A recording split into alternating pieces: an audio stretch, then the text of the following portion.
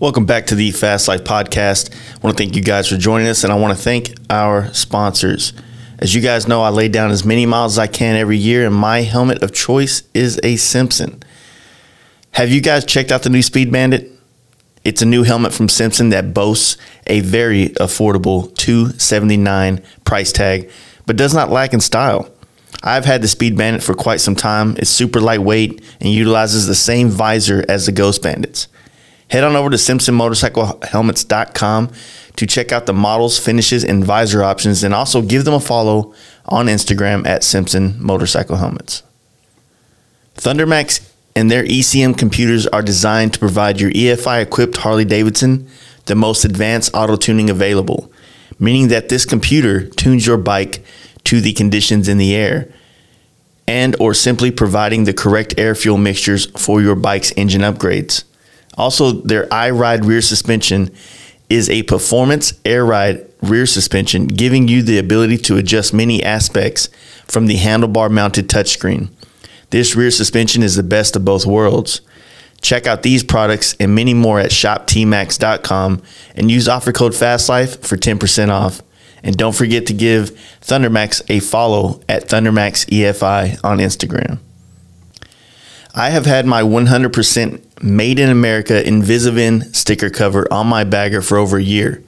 For me, cleanliness on a bike is everything, and these Harleys from the factory come with that huge sticker they slap on the down tube that becomes a nasty eyesore for me. This steel powder coated cover makes that go away instantly, and if you're getting hassled by the man, it's easy to pull off due to the N52 rare earth magnets. So it's going to be locked on while you smash miles or rip wheelies, but easy to pull off by hand. Covers start at $39.95 and make an immediate difference for those who want to ride hard and look good doing so. Head on over to Invisivin.com and throw that Fast Life offer code to save yourself 15% off, and give these guys a follow at Invisivin on Instagram. Lexan not only can keep your helmet banging with your favorite tunes or podcasts with the FT4 Pro, but now offers their WPC QI wireless charger, which is a water-resistant wireless charger for the Ram Mount X grip. This easy-to-set-up system uses a battery tender style plug for easy install and will only set you back $64.95 with a 2-year unlimited warranty. You can also grab yourself the Lexan WPC and Ram X mount for $110 at Lexan-moto.com. Check out Drop the Fast Life to save yourself 15%. And don't forget to give Lexan and the team a follow on Instagram at LexanMoto. John Jessup is bringing some more badass bikes to Sturgis, and he could be getting your bikes dialed in as well at his shop and team, Dream Rides, out of Stockton, California. It's the spot for in-house dyno tuning, parts, service, bike sales, and customization. TeamDreamRides.com is a great place to dump some cash to get your bike dialed in if you're not in the Stockton area, and utilize the 100 days same as cash financing on all products on the website. All you need is a job and a bank account. Don't forget to give John and the team a follow at Dream Rides John on Instagram as well. Paint Huffer Metal Flake continues to innovate and bring new flakes and pearls to the table for us custom painters. And Paint Huffer is one of the most supportive paint related companies out there, with many artists on their team. Paint Huffer. You can get started down a custom paint path with some rad products at painthuffer.com, and you can get some inspiration at Paint Huffer Metal Flake on Instagram. And don't forget, at checkout, you can save yourself 10% by using FastLife20 at painthuffer.com. What's up, folks? I have a great show for you today. Glad to make, dude, I haven't seen Mark, T-Bar Jesus, Texas Performance, however you know this guy. I haven't seen him all year. He came to the grand, or not grand opening, but the New Year's party that we throw every year here at the shop, and that was the last time I got to see him. I mean, this year, as we all know, has been crazy with the COVID, with the George Floyd murder thing, and all this other shit that's going on, murder hornets, you know, you name it, it's been happening. So I haven't got a chance to see Mark, and this is the first time we've gone this long without each other.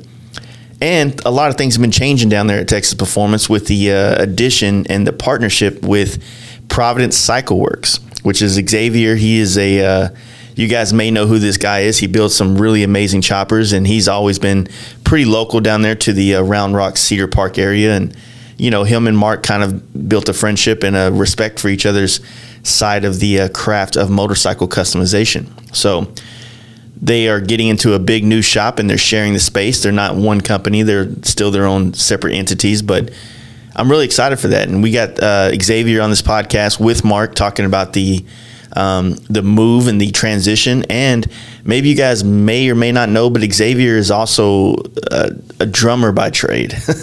He drummed for Buck Cherry, I believe, and he's got to do lived a pretty rad life doing music, creating music. I don't know if the right, do you do music or you create? It's create music. So anyway, really rad stories, kind of catching up and getting to know Xavier and his path from Round Rock, Texas to LA to the whole fucking world, and now back to Austin, Texas, basically building some amazingly beautiful handcrafted choppers. So I want to thank those guys for taking the time. And real quick, while I have your attention, I want to just say, my good friend and everybody on this podcast, one of their favorite guests is FXR Mike, fucking on his way back from the FXR jam, the West Coast, and goddamn trailer hitch snapped, and just, man, I feel so fucking bad for Mike, and, took both of his bikes out there. I think both of them got kind of damaged. So if you guys are hearing this and you haven't heard, reach out to Mike,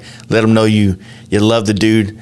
And, he's okay. Dusty, his buddy who was with him, is okay as well. But, just damn, 2020, just calm down, please.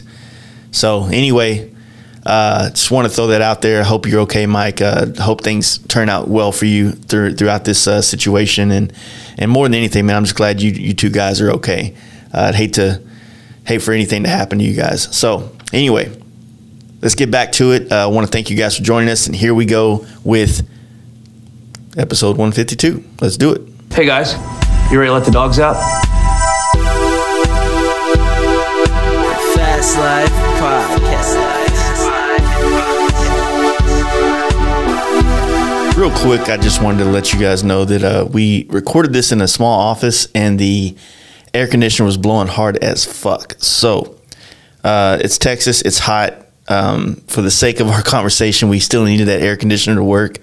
I tried to do my best with the post-production, but, so you'll hear it. And still a great podcast. I hope you listen to it all. And, fuck it. Let's do it again. All right, guys. How y'all doing? Good. Hot. Yeah, it's hot, especially down here. So we got old T-Bar Jesus in here, Mark Matthews, and Xavier from Providence Cycle Works. Yes, sir. How you doing, man? I'm good, man. I'm good. It's a beautiful Saturday morning. You picked the worst time of year to be moving shops and shit. Yeah. Dude. Tell us about it. We know. Yeah. Do this in the wintertime. We've literally, for the past year and a half, this building's been empty. So no one's been in here. And we've had the conversation multiple times over at my old shop when, he's coming by just to hang out or get something done. And I'm like, man, imagine if we got that building. Like, that'd be dope. It's big. It's got what we need in it, kind of thing. And then literally the sign went up, and I called him the day he put the sign up. I was like, yo, what's up with that building? And it was just one of those things. We had to jump on it at the time, or else who knows? I mean, we could have rolled the dice and waited for a cooler time, but who knows if it would have been gone at that point. Life waits for no man. Yeah, exactly. Yeah. Plus, it's a great way to lose some weight. You sweat a whole bunch, you move a ton of stuff. We all put on some coronavirus weight. Yeah, exactly. So try and get your metabolism working again and get that sweat flowing to get stuff done. So up until this point, you've been working out of the garage at your house, or what's been the? I moved back from Los Angeles November 17, and I'd been out there for about 20 years, and I moved back, and it was just I literally made a decision to leave one, I guess you could say, career for another one. But ironically, I've been in a motorcycle since I was 5. My dad got me my first Honda MR50 when I was 6. So I'm kind of just coming full circle to, like, a lot of people like, oh, so you were over there and now you're doing this. And I'm like, well, but I moved back, and because I left that situation, there was no need for me to be in Los Angeles anymore, and it was too expensive. Yeah. And just too many people. When I left Round Rock in '89, it was tiny, and now it's huge. And Yeah, but I moved back, and you know, I had no like super false dreams of, oh, I'm going to go get a big shop and I'm going to build motorcycles and become Jesse James or nothing. It was just like, I just want to do motorcycles, and the easiest way to do it was out of the garage. Well, the type of bikes that you build, it's more. If I was to look at the different scopes of business of motorcycle building, it's more the intimate setting kind of vibe. You know what I mean? Yeah. You know, yeah. like the chill. It's like the man cave bike building. Yeah. You know what I mean? And that's how I wanted it, because again, truth be told, I'm still super newbie to all of this stuff, you know, and I'm really, you know, I count my blessings every day, because I got a bunch of great dudes that are in my phone that are just rad cats that I can call up and go blah, blah, blah, blah, and, you know, Mark included. And I didn't have any delusions of grandeur, one, because it's hella expensive, you know, and one of the main things that I was told very early on was like, keep it tight, keep it small until you're just busting at the seams. And that's literally how it'd been. And I had started acquiring this equipment and learning how to metal fab and shape and blah, blah, blah. And I'd always, when I found Mark, when I first moved back, I was so excited, because I was like, there's a rad tech. He's cool. He's not a mess up. Now I can get my parts and I'm okay. Yeah, it takes me 15 minutes to get my stuff, but it's cool. And we had been talking about everything, and then, you know, and I'm a firm believer of not trying to push a square peg into a round hole. Yeah, he had mentioned to me like a year after you probably moved back that you had been looking to kind of expand. And I was like, into we had talked about potentially like hiring you on as like a front guy for a while too, you know, because I was trying to figure out how to expand my business to where I could turn wrenches more and become more profitable, become more efficient with my time. And we had talked about bringing him on as some sort of paid employee of some sort, you know. But it used to make I got you a job for $12.50 an hour. Yeah. But you know, the funny thing is back to that, you know, I ran a custom shop here in Austin during the whole Chopperdom Discovery Biker Build Off nonsense days. I ran a company called Voodoo Customs. Literally, it was a father and son team, and I made sure they stayed way in the back, because they were the original Tuttles. I kid you not, bro. Wrenches flying, $4,000 paint jobs ruined, and I had these huge metal bay doors, and this was in South Austin, right around the corner from Expose. And if you know what that is, two huge metal bay doors, dude, that separated the shop and my parts area, my customer service area. Every day, 9 a.m. You stay back there, don't talk to my customers. So I already knew the ins and outs of running like a customer-based service type situation. I had no idea wrenching, fabbing, welding, none of that. So I had already had that kind of experience. And then in my former job, we can call it, you know, it was all about people. It was all about people. The only difference customer is, service. His commodity was a motor, mine was a little CD, you know, so it's the same principle. But we had, you know, and I always had admired his work and was like, yeah, man, because he's so, and I told him really early on, man, I want to learn how to hybrid my world with your efficient, just down to the thousandth how you do your thing. Nerd. Well, because there's in the custom world, there's always that little thing, from what I've learned in my experience thus far, is that there's always that little area that's lacking, whether it be mechanical, wiring, final, whatever it is. And I watch him work, and I'm like, man, if I could just figure out how to meld my with his and learn from it, you know, that type of thing. That's the same thing when me and Mark first met, we're polar opposites of our perspectives of motorcycles. I show up on a nice flaky Dyna, he shows up on a shitbox. You know what I mean? But a shitbox that you could get works, on and ride from here to California with no issues. Exactly. So it's you know, my perspective, and of course, like, you know, Evos, I didn't know shit about those. Remember we were doing the first time my FXR? I come from like the twin cam era or the 2009 and newer, where it's like building a bike is like Legos. There's a sheet, and then this Lego is yellow and this one's yellow, you put them together. There's no error. There's really, I mean, Mark will tell you there's error, but there's really little error to be made with a competent dude with a set of wrenches and putting a twin cam motor from the transmission to this. Like, there's no measuring, there's none of that shit. You just fucking put it in, throw the bolts in the spot, it's like aligned. Yeah, exactly, exactly. Like, and the first couple of times I watched him work, and that he would tell me how to do something at the house because I'd call him and he'd go, "Well, bro, you got to have a proper torque wrench." I'm like, "Oh yeah, what? Don't even get him started." Oh yeah, dude. Oh yeah. So what do? I'm in his shop one day and he's like, "Oh, I've got these and I got this digital one and it's brand new." I'm like, "What are you gonna do with those?" He's like, "Well, you want to buy them?" I'm like, "Hell yeah!" And then I get the little book. So it's cool, man. But that's part of the whole learning process. Like, it's like you said, our worlds.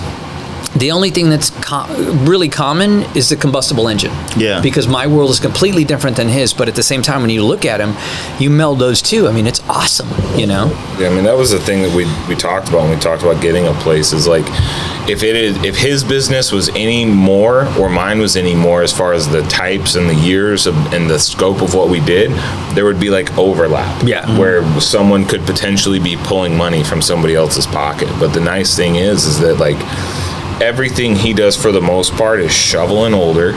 Everything I do is Evo and newer, and then Evos, he deals with Evo Softails and I deal with Evo FXRs, and it's like he does a whole bunch of super dope like metal fab and all these custom things, and everything I do is all about fucking reliability and riding. Yeah, well, what the good part about it is, and we talked about it last night and you're just now saying it, is it you both value each other's skill set and want to learn from it. Oh yeah. You know what I mean? Yeah. So being around somebody like you that actually knows how to, bend metal to your will. Yeah. That's something that I know Mark has always wanted to be around more. Right. You know what I mean? Just simply for using a lathe and a lathe and stuff like welding. that. We were sitting here in the office yesterday and I was talking to Bill Dodge, who's a super dear friend of mine, one of those cats that I just said earlier that I call him up and I go, "Man, I don't know what's going on. What am I doing wrong?" "Well, what are you doing?" "Oh, it's right there." "Okay." Yeah.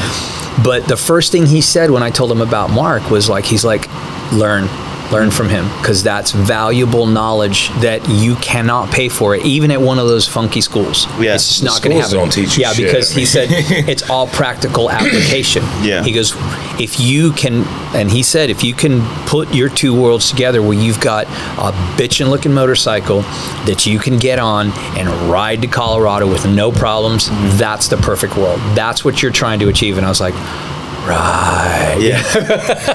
Well, that's probably, like talking about the vintage chopper revival that's taking place over probably the last. It's been going on for longer, but it's been exploited with Instagram. Oh yeah. For the most part. So that is one of the things. Like lots of badass pictures, people riding bikes, but like, why are they all buying FXRs now and Evos? And it's like, I think a lot of people just bought into the allure at first. I mean, it's easy to be an Instagram hero. Yeah, it really is. And again, I'm probably guilty of it as well in the beginning, because a lot of the guys that influenced me were like, hey, the easiest way to get promotion is free. It's not like in my prior gig where you had to go out and buy it and blah blah blah.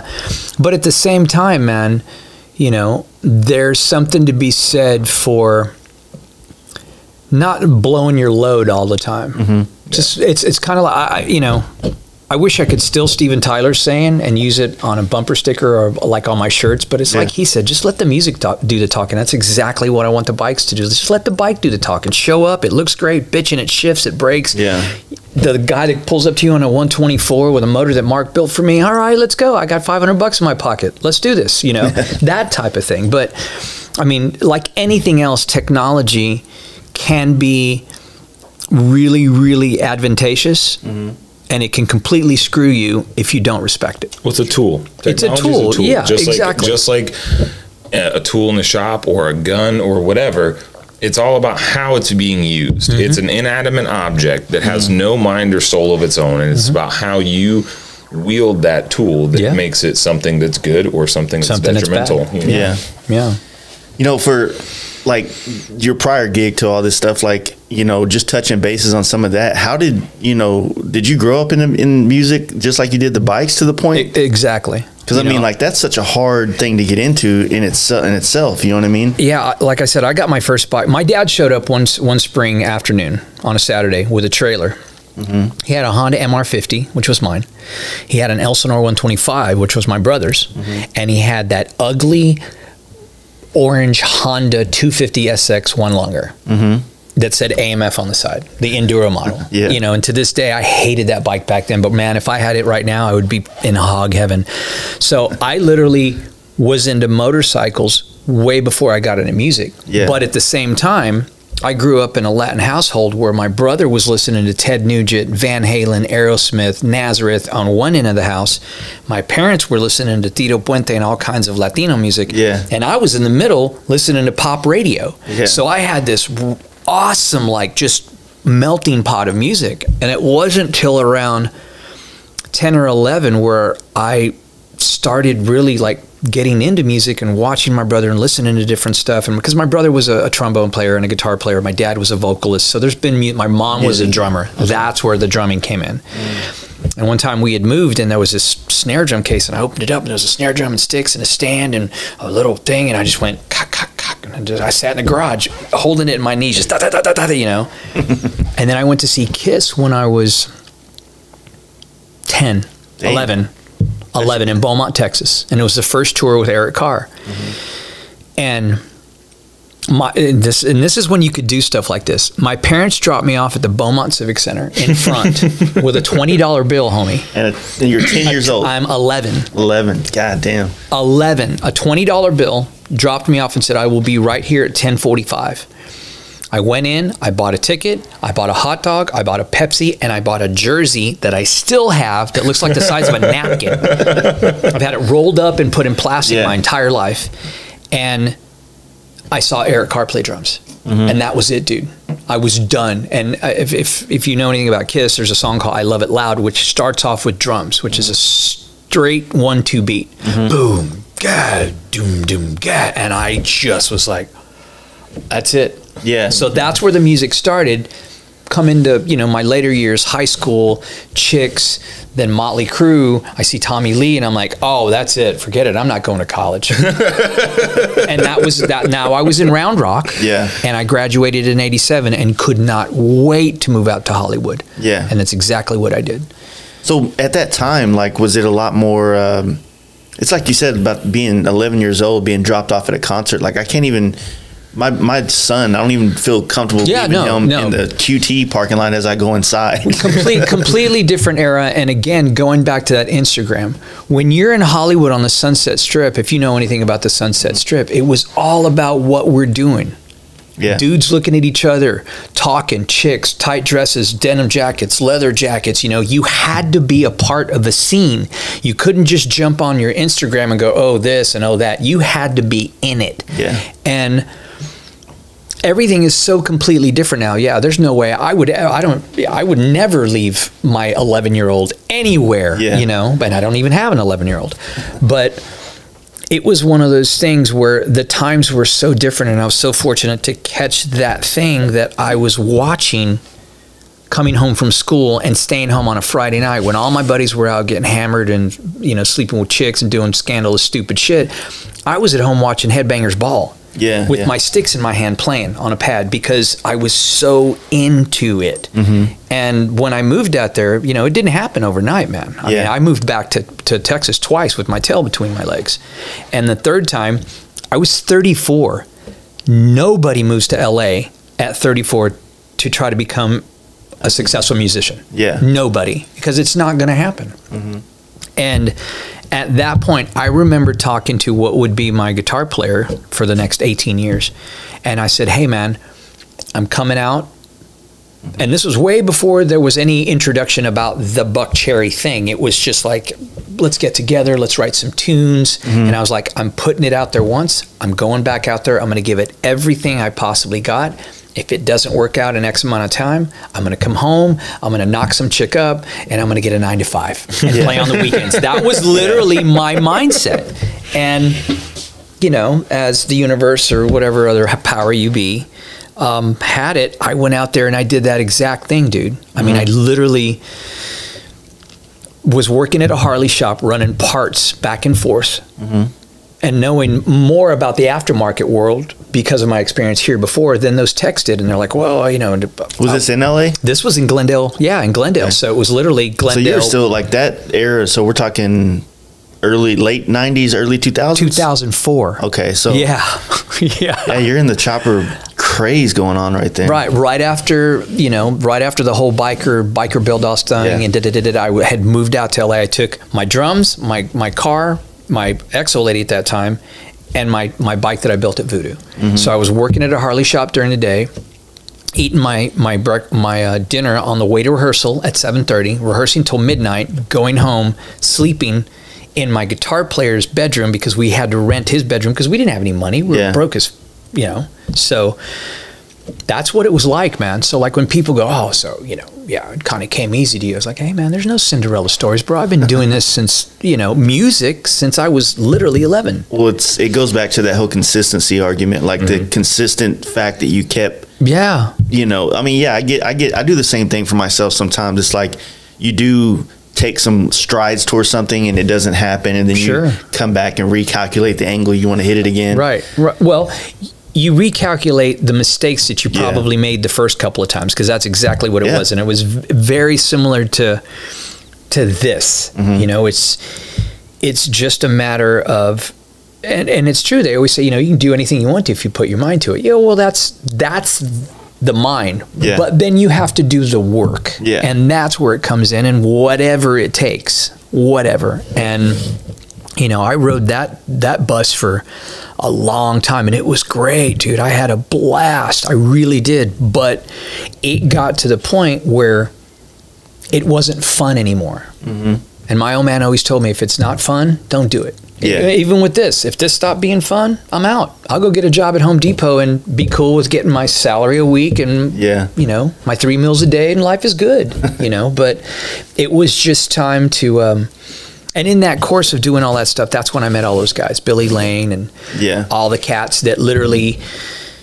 would be like, hey, you know, why don't you fly to Florida when you're, you know, done touring on this album cycle and just come hang out. Okay. And going down there and going down there and learning how to work on a lathe, and Will Ramsey from Faith Forgotten going, hey man, let me come pick you up on your day off in Kentucky and come to the shop and hang out. Okay. And he goes, well, do you know how to TIG weld? No. Well, sit down. Let me show you. And he said, because you're a drummer, everything is timing. And I sat down, and he's like, okay, here's your filler rod. Here's your TIG torch. This is your angle. That's your pedal. That's a piece. Go to town. Just strike an arc and see what happens. Watch the puddle and try it. And you probably have pretty decent hand-eye coordination. And it was funny. And I got done, and I lifted up my helmet, and I was like, what? And he looked at me. He's like, dude, you just did in like 60 seconds what it takes me weeks to show guys to do. And so all of those people, even him, even Mark to this day, were like, no, you don't do it like that. It's got to be done like this, you know. And that's what led to this whole thing. And then, you know, Chris Callan from Cycle Source magazine, it's really his fault. Billy got me started in like the custom world because I got to go be around him and watch him, and I'd been a fan of his way before I was his friend. And then it was Chris Callan who one time at the Sturgis, at the Buffalo Chip, when we were opening up for Def Leppard, and he comes into the dressing room, and he had already met the other guys. I hadn't met him yet. And he asked my guitar player, he's like, hey, you know, Keith, why don't, you know, you ride motorcycles and so does Xavier. Why don't you write an article for the magazine? And today, Keith looked at him and went, hell no. He goes, why don't you talk to Xavier? He's your guy. That's how it started. 8 years ago, by a little article in Cycle Source that said, on tour with X, killing time. And it was just me writing about stuff that I did. Buying a motor in Ohio, a frame in Denver, sticking it under the tour bus, getting back to LA, putting it in my house, going back on tour, coming back and going, all right, now what do I do? And then in 2017, he asked me to build a bike for his In Motion show. That's where it was, because he's like, well, bro, you gotta have a name. I don't have a name. I'm not even a shop. I'm just a dude. He's like, well, come up with a name, and you know, maybe I'll throw some ideas with a logo. So I came up with a name, and I shot it to him, and 20 minutes later, here's your logo. And I was like, and that's how it started. Literally just like bam, bam, bam. And then, you know, one thing led to the other, and got asked to do Michael Lichter's Passion Built show. And I was in Florida building the bike for the In Motion show for Cycle Source. And Michael Lichter came to the shop and had already talked to Billy. And then Billy comes up to me and says, you know, you don't say no to this, right? And I was like, he's like, this is like the Don asking you to do a favor for him. Because if you want to do anything in this industry, you don't say no to this. And I'm like, all right, if you're telling me that this is the next step, I'll do it. So there I am in my garage in Lago, with one of the last motors to come out of Indian Lair that was built by Paul Cox that I'd bought from my guitar player, and a frame. Looking at that going, what have I done? and I didn't have any of the tools I have now. I had, like, dude, I was basically a glorified DIY guy with a Craftsman set of tools, literally. And it was all those guys that I spoke about earlier that I would just call up, Jeff Cochran and Bill Dodge, Billy Lane, Paul Cox, Will Ramsey, you know, all these, Mark, dude, what am I doing? Oh, well, you know, and that bike went on to win Easy Rider Bike of the Year, and I was just like, this is not happening. It was more understandable in my brain when it was music. Like when you get a gold record or a platinum record. And again, I didn't want to be that rock star. All I wanted was to get on a tour bus. That was it. When I saw the Journey Faithfully video, I was like, that's it. I want to do that. I could care less about anything else. You're chasing like the lifestyle, basically. Yeah, exactly. So doing that was normal. I had grown up with it. It was like, yeah, you know, you get that accolade, you get this accolade, and it's cool. But then when you got guys like Arlen Fatland coming up to you and going, hey, that's a beautiful machine. Did you build that? Yes, sir. Well, who are you? Just a kid from Texas, you know? And so, like, that whole thing has just progressed to this very moment where, you know, I drive down the street and I go, damn, that's part of my shop. Like, you know, and busting ass for the last 12 days with him in the heat going, whatever it takes, you know. So we've been busting it. Like I said, it's been 12 days straight. Today's 12 days. You know, all day, every day, just trying to get as much done as we can. And it's something that, you know, if you just walked in, you'd be like, oh, it's just a shop. Like, you don't see all the hard work that we had just to make it to what it is now. You know, we're still not even done yet. And it's, you know, no days off, missing meals with families, missing our family, you know what I mean? Like during this time, my daughter's not even coming to stay with me. You know, she's staying at my folks' place and stuff, so I'm missing that time. But it's one of those investments in our future that we're setting it up to where,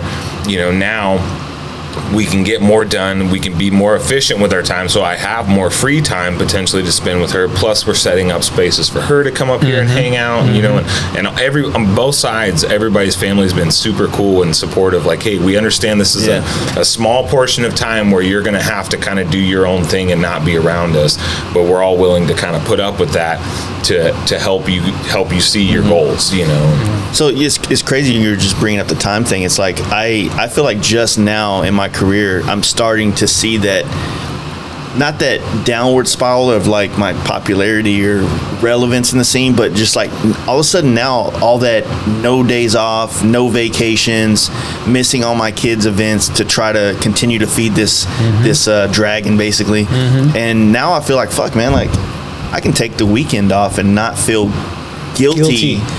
Not feel guilty to my family and my kids, but feel guilty to this like thing that I've been feeding for you know, almost 15 years now. So it's like you know, and what kind of sucks about it is that now my daughter, you know, she graduated high school 2 months ago, and now she's going to college, and it's like, fuck man, I missed out on her whole high school career, you know. But my thought process is, well, you know what, I'm going to be set up to be a much bigger help for her in her adult life now. You know what I mean? I hope, right?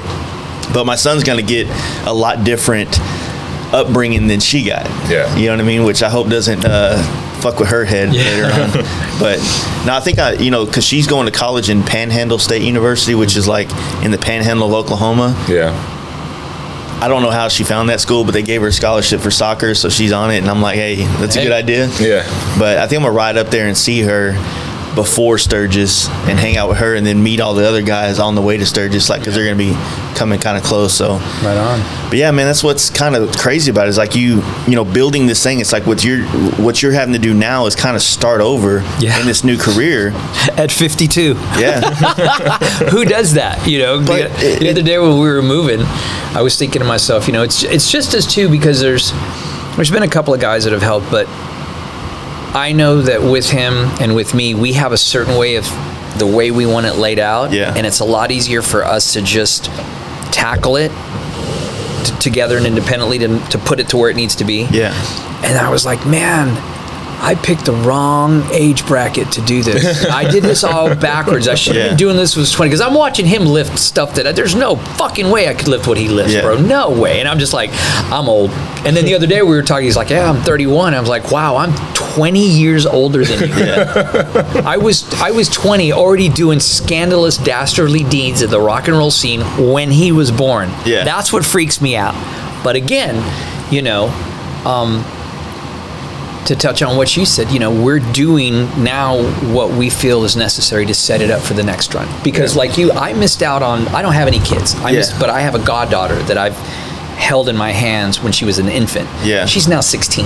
Yeah. So you know, she's been on tour with a microphone and a laminate and their headphones and walking around everybody's dressing room, and they call her, there's Xavier's daughter and blah, blah, blah. But I missed out on that because I was touring and working, where like this, we missed out. But truth be told, Tila has the biggest room on premise besides our work area. She's got the biggest room, so she's going to be just fine. You know, the crazy thing about like, you know, you talk about your age, but I've actually, in doing podcasts and being in the industry and being around long enough to kind of see waves of like builders come and go, you know, you catch these guys and all of a sudden they're famous. Like, you know, we talk about, you know, John Schultz, for instance, right, with the bagger and stuff like that. This dude kind of became famous in almost at 50 or at late 40s kind of thing. And then, you know what I mean? Like, it's this whole like living your life, doing your thing, and then you decide to do this. Or like me, like I've been doing it since I was 20, and now I'm coming up on 40, and, you know, things are starting to kind of, you know, fall into place more or less. But it's like, I get worried because I feel like I'm running out of time. Well, it's not. You know it's not that they're falling into place. It's that you're finally reaping the benefit of the years of fucking hard work. You know what I mean? And that's what people don't see. You know, they see someone doing something and being successful or whatever the case is, and they want to blame or point a finger as to why they couldn't do it. You know, but they don't see the behind the scenes years of grinding and missing those events with your kids and missing time with your families that allowed you to get to that point. They just see where you're currently at and must be nice. Like must be nice. I hate that. Everybody wants the brass ring. But very, very few are willing to do the actual work, whatever it takes. Not just a half-ass 3/4, but all of it to attain the brass ring. And then when you attain the brass ring, like Mark said, everybody looks at you and goes, oh, well, you know, you got it because of this. No, man, you have no idea. Well, another thing that you did with the music that's very similar to what I started doing within the last 6 years with motorcycling is I started going to the place I needed to be seen, to be known, to get recognized, for lack of a better term. So like when you went to LA those 3-4 times that you did to try to, you know, take a stab at the music thing, that's kind of what, you know, we talked about it last night. Living on this side of the Rockies, it's hard to get seen in an industry that's booming on the other side of the Rockies. So a lot of times you have to spend a lot. I mean, dude, there's years I've spent make 6 trips to LA or California in general. You know what I mean? And it's like all these times where it's like, fuck, you know, we're going to go there. I'm going to meet this guy. I'm going to do a podcast. I'm going to paint this bike or whatever. And then you're like, this is it. This is my big break after this. And then you get home. It's the same afterwards. It's like these small increments. It's almost like watching somebody grow up. Like you don't notice it on a daily basis, but after a couple weeks, you're like, God damn, you're a little bit bigger, dude. Exactly. Like, wow. But that's the process and the evolution of putting in the work and watching what happens afterwards. You know, and again, if it was that easy, and we heard the saying all the time, if it was that easy, everybody could do it. But the naysayers and the finger pointers want to point the finger at the people who do it and say that it was because of this. It's not just one thing. It's multitudes of things. You know, whether it's music or motorcycles. People would be stupid not to use every resource to their advantage. So, of course, if you have a resource, you're going to try and use it. But to try and say that resource is the only reason that something happened is like the most lazy fucking thing someone can do. If I could find a similarity between your career and mine, you know, your previous career helped you gain some notoriety amongst certain people, but it doesn't negate the fact that you had to work your ass off to even have that beginning career. Absolutely. So with my podcast, like I already had a career in paint. I'd already been painting bikes for people all over the country in big shops and knew these people. So doing a podcast made it a lot easier to get my foot in the door to do this. So it's like my previous endeavor has helped it kind of, not necessarily made it easy, but it kind of buttered the surface a little bit so I could slide into it. It's just a natural segue, but you know, whether it's music or motorcycles or anything out there, if you're a dick, nobody's going to want to deal with you. That's the thing, you know. It's like regardless of how famous someone is or what their level of notoriety is, if the person's an asshole, people aren't going to want to help them. So, like, if you were a complete dick before doing the thing you were doing before, those people that have helped and done things are not going to be there helping you if you're just a complete shithole. You know what I mean? They're going to be like, fuck off. I don't want to deal with you. Exactly. You know? Exactly. Or the fact, like, if people, you know, finally get to meet you and they've already got preconceived notions of your demeanor, how you think or whatever, and then you're like this super humble, chill dude. It's like, oh man, I'm just stoked to be here doing this, and you're like, he's stoked to be doing bikes with us. You know if you're unable to get along with another human being, it doesn't matter how great of a drummer you are. If you're unable to get along with another human being, it doesn't matter how badass of a motorcycle builder you are, because nobody's going to want to deal with you and give you their money. It's that simple. You know, I never, ever, for once in my music career, thought I was the greatest drummer, because I'm not. Yeah. But I am the drummer who can walk into a situation, listen to a producer, listen to the bandmates who know what the fuck is going on, take direction, play a bitchin' track, and not be an asshole. Yeah. And I am the builder who can sit down with some guy and talk about stuff and not think that my shit doesn't stink, or take, you know, knowledge from somebody who knows more than me. Yeah. You know, because that's the one thing in my age bracket that I can say I can use to my advantage is I have learned from my mistakes. I've had all that stuff. I've lived that life. I'm still here. I got all the gray hairs on my chin to prove it. There's no more fucking dyeing this shit. You know what I'm saying? And at the end of the day, no matter what it is, whatever commodity it is, if you can't be a decent human being and treat people with respect, not get stepped on, and have healthy boundaries, you can do whatever you want. But you know, no man is his own island. You know, and it doesn't matter how much money you have, or how many bitchin' tools, or how much bitchin' metal fab machines you have.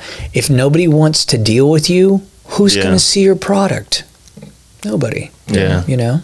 It's a good point, man. Like I said, there's a lot of aspects to, you know, just growing in this industry, just on a mental level of trying to, you know, because what I've always said is, like, this is a small industry that has, for lack of a better term, you can be a rock star in it. Yeah. You know what I mean? Absolutely. You know, it's like, it's really easy to, it's not easy, let me take that back. It's a small enough industry to where, you know, you're competing with a very small amount of people in retrospect to, like, photography or music or being an actor or a lot of other things that can give you a lot of notoriety in this space, basically. So, and it could, dude, trust me, like, you know, I know I've gone through my phases where you start getting Instagram followers and you're like, you know, if I'm gonna make this post, man, somebody have to pay me.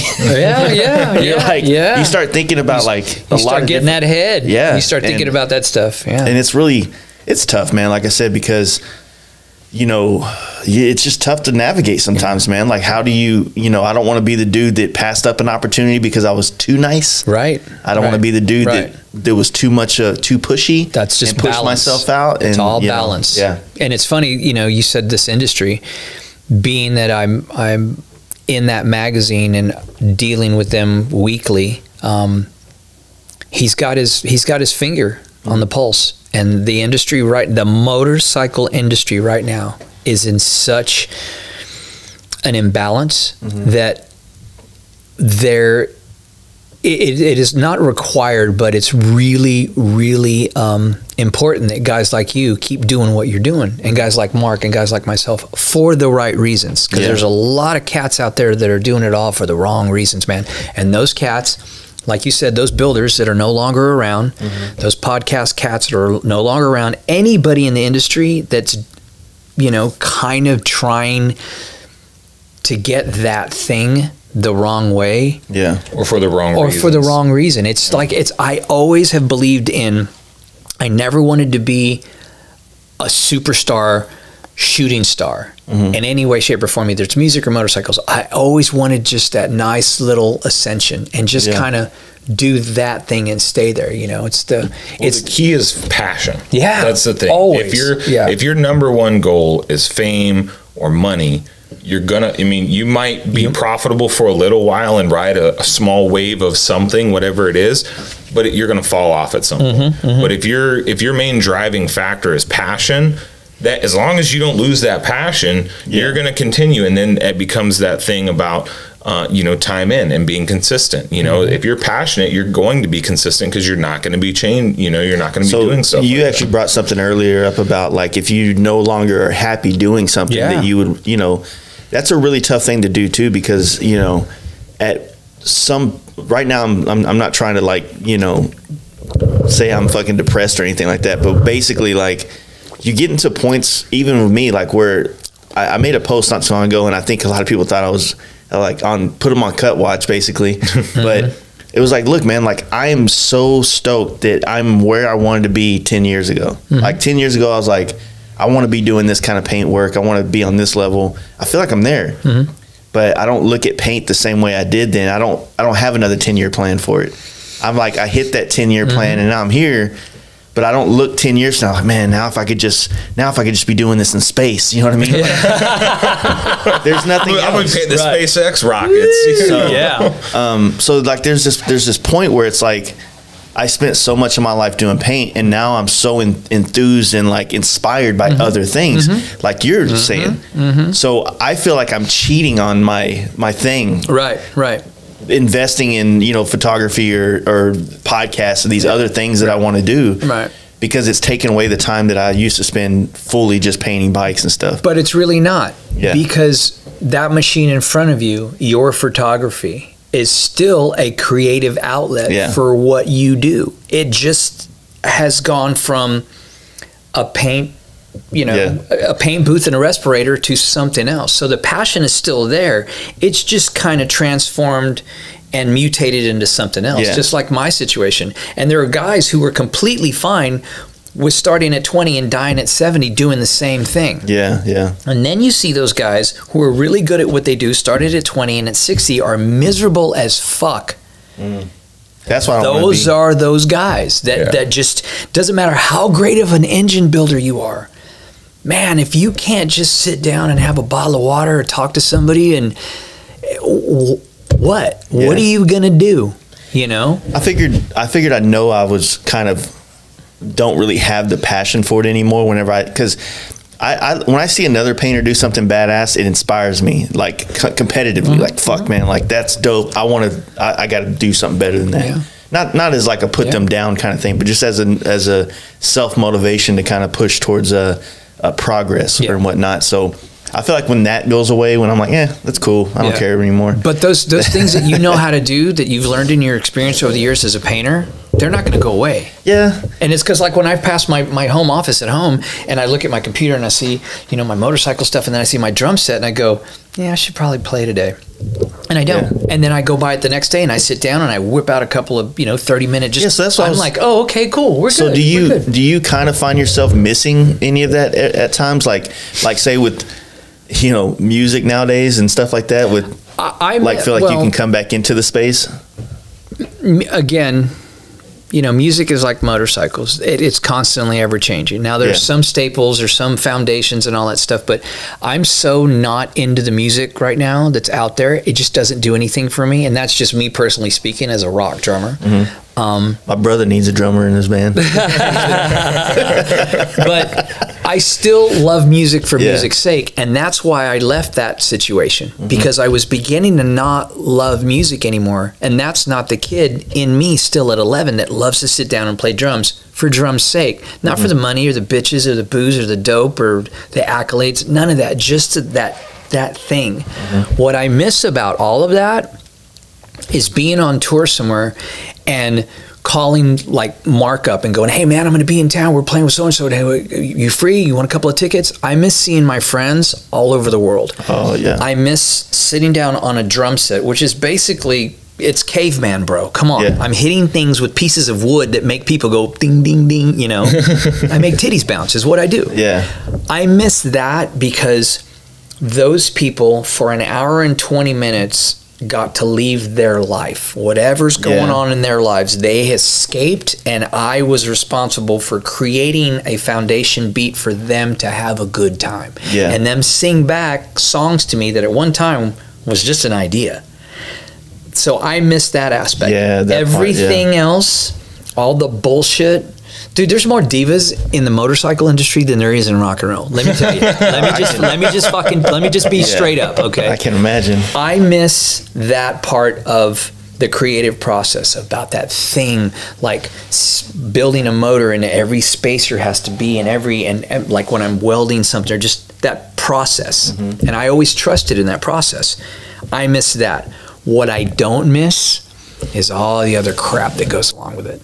The other 4 or 5 attitudes you got to deal with, the music aspect of it, the cheating, the lying, the deception, the scandalous, dark behavior, the fact that nobody gives a fuck about you unless you're doing something for them or they can get something from you. That's pretty much a lot of the motorcycle industry too. Exactly. Yeah. Which again, I have learned to navigate those waters thus far from my experience from my prior gig. Yeah. And for having people in my phone contact list that I trust to tell me the good and the bad. Like, hey dude, you just need to back up and slow your row because you're approaching this completely wrong and you're going to fuck it. Okay, yeah, you're right. That type of thing. I don't miss that thing as far as the way other people would look at it. Like when they look at a TV screen and they see a Slipknot video or a GNR video and they're like, oh, it's got to be like this. Well, that's what it's like on stage under the lights. Mm-hmm. But you still got 23 other hours. You got to deal with all that shit for 10 months out of the year on a bus with 8 or 9 other guys. Yeah. That's when it becomes the work. It doesn't become fun. You go on a bike trip to Sturgis with 8 or 9 guys, and at the end of the trip, you're like, dude, for 2 weeks, you're like, all right, guys, I love you. Yeah, I'm out. Yeah. I need to not be with you for a while. And imagine spending, at one time when you're rolling heavy and you've got multiple buses and trailers and all that, it's rad because you got a band and your tour manager on one bus. And then you start looking at the numbers like everything else in the cycle. And you're like, yeah, we could make a lot more money if we downsize to one bus. Now you got 12 dudes on a bus. One guy can't eat barbecue because he stinks up the whole fucking place, and he doesn't care, so he does it anyway. Yeah. So now you got 22 armpits, 22 feet, 12 assholes, literally, shoes in the back. It's not as glamorous as people think. It really isn't. Yeah. Now, if you're rolling hard like Steven Tyler and Axl Rose, you got your own bus, you got your own plane. Private jets. You stay in separate hotels so you don't have to see your band members. Yeah. That's the life. Do you think, but I mean, that would wouldn't that kill creativity? Yes. Because that's why when you go to see a show and you see 5 dudes or 6 dudes or whatever up there acting the part, and you go, you don't feel the passion. You don't feel the passion. So now we're back to passion. But that's the thing that was smart with what you did is like you got out of the music industry before it completely killed your passion. Because imagine if you had stayed in and drug it out like everybody else does. And tried to ride it as long as you did. You wouldn't even want to look at a drum set. Nope. You wouldn't want to. It would have completely tanked all your passion for that. And so, you got out while you still you saw the passion fizzling. For that side of it, and you got out before it killed your passion for what got you into it in the first place. And so you still have that passion intact. Absolutely. And you're doing something else that you're passionate about. And I still have people that call me and ask me to go and make records. I made one last year. The guy called me up and said, hey, what are you doing? I'm like, building motorcycles. Yeah. Can you listen to my record? Would you like to play it? I'm like, yeah, send it to me. So I called the next day. I said, here's the contract. I emailed it to you. When do you want to do this? So when people ask me, so you quit the music business completely? And I'm like, no. I quit the Buck Cherry business. Yeah. I didn't quit the music business. I still love music. Yeah. And the greatest thing now is, in all reality, I have 2 passions that I love equally. And you I can play drums when I want to. Yeah. And I can build motorcycles when I want to. Well, now more that I have to now, because now I really, really want to, because I got like a bitch in place. But it's a good spot to be in when you can do something that you really love because you want to, not because you have to, because then it becomes work. See, that's exactly what I was telling you last night, Mark, is that like these other avenues of creative outlets that I have now have made it to where I never feel overwhelmed with one. Right. You know what I mean? Right. So I'm like, with painting a bike, you do it, or a helmet, you're like, fuck yeah, this is dope, I'm into it. And then you get a little burnt out, and I'm like, man, I got an idea for some pictures, I want to go shoot this. Sure. Like, I've been wanting to shoot the fucking comet that's going, I have no reason to do it, but I was like, I want to just do it for the experience of learning how to shoot it. Sure.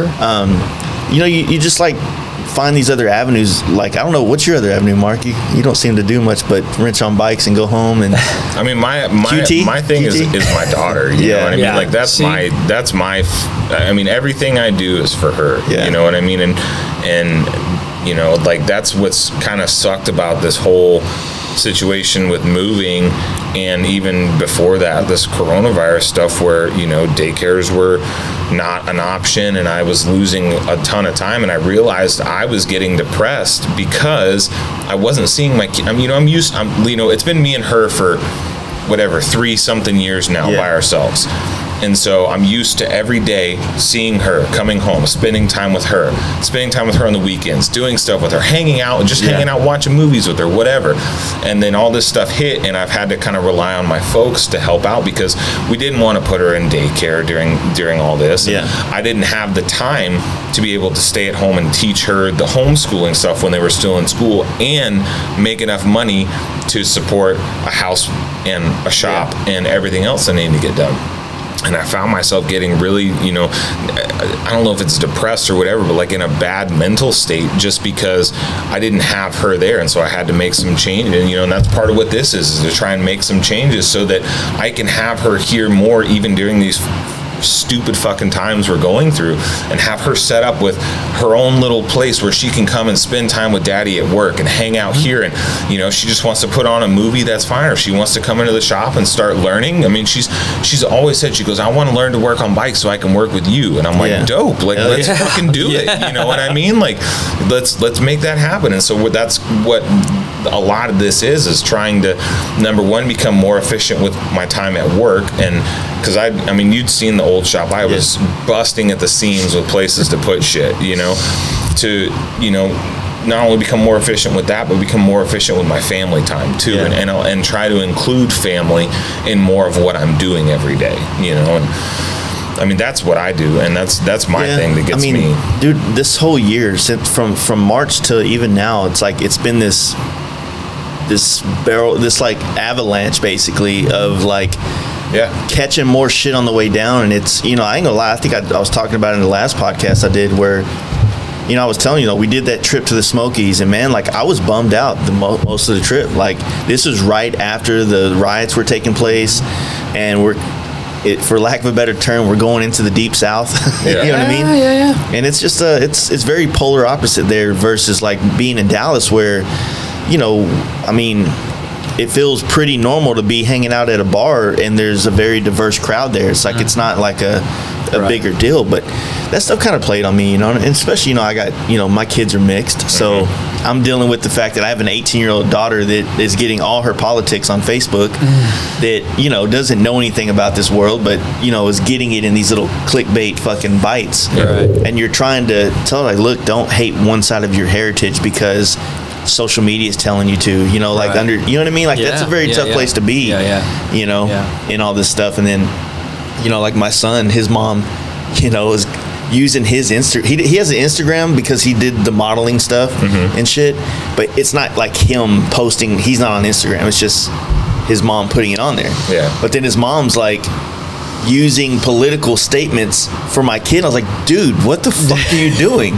Like, he's fucking 10. Like, why would you, like we were talking about earlier, why would you like involve him in this type of you know, anything. You know what I mean? Not that it's not good, but just he's a kid. Let him don't. It's tough enough being 10, much less You're being gonna have your bombarded whole with all life to that. be an adult. Yeah, you know what I mean? exactly. You need like that's my biggest goal with my daughter is like letting her be a kid for as long as possible. Yeah, I don't want her to have to deal with, you know, I don't talk about any sort of, you know, money or politics or any. With her, it's just about let's either learn or have fun.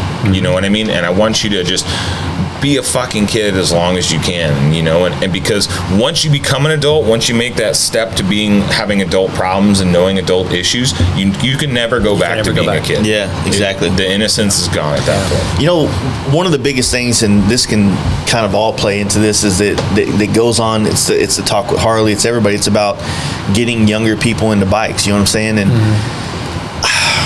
it's weird, right? Because you've been around the bike industry. You have as well, and I felt like that this has been the youngest I've ever seen dudes riding Harleys. Like, I've never really, growing up, being 20 is like, no, we ride sport bikes because that's what we can afford. Yeah. And now those 20-year-olds are riding Dynas and Sportsters and Softails and things like that, or even building choppers, you know what I'm saying? So, I don't know, man. It's like a weird thing because, like I said, it's so much gets dumped into the industry, like it's like all our builders and creators' responsibility to be the influencers of the next generation. Right.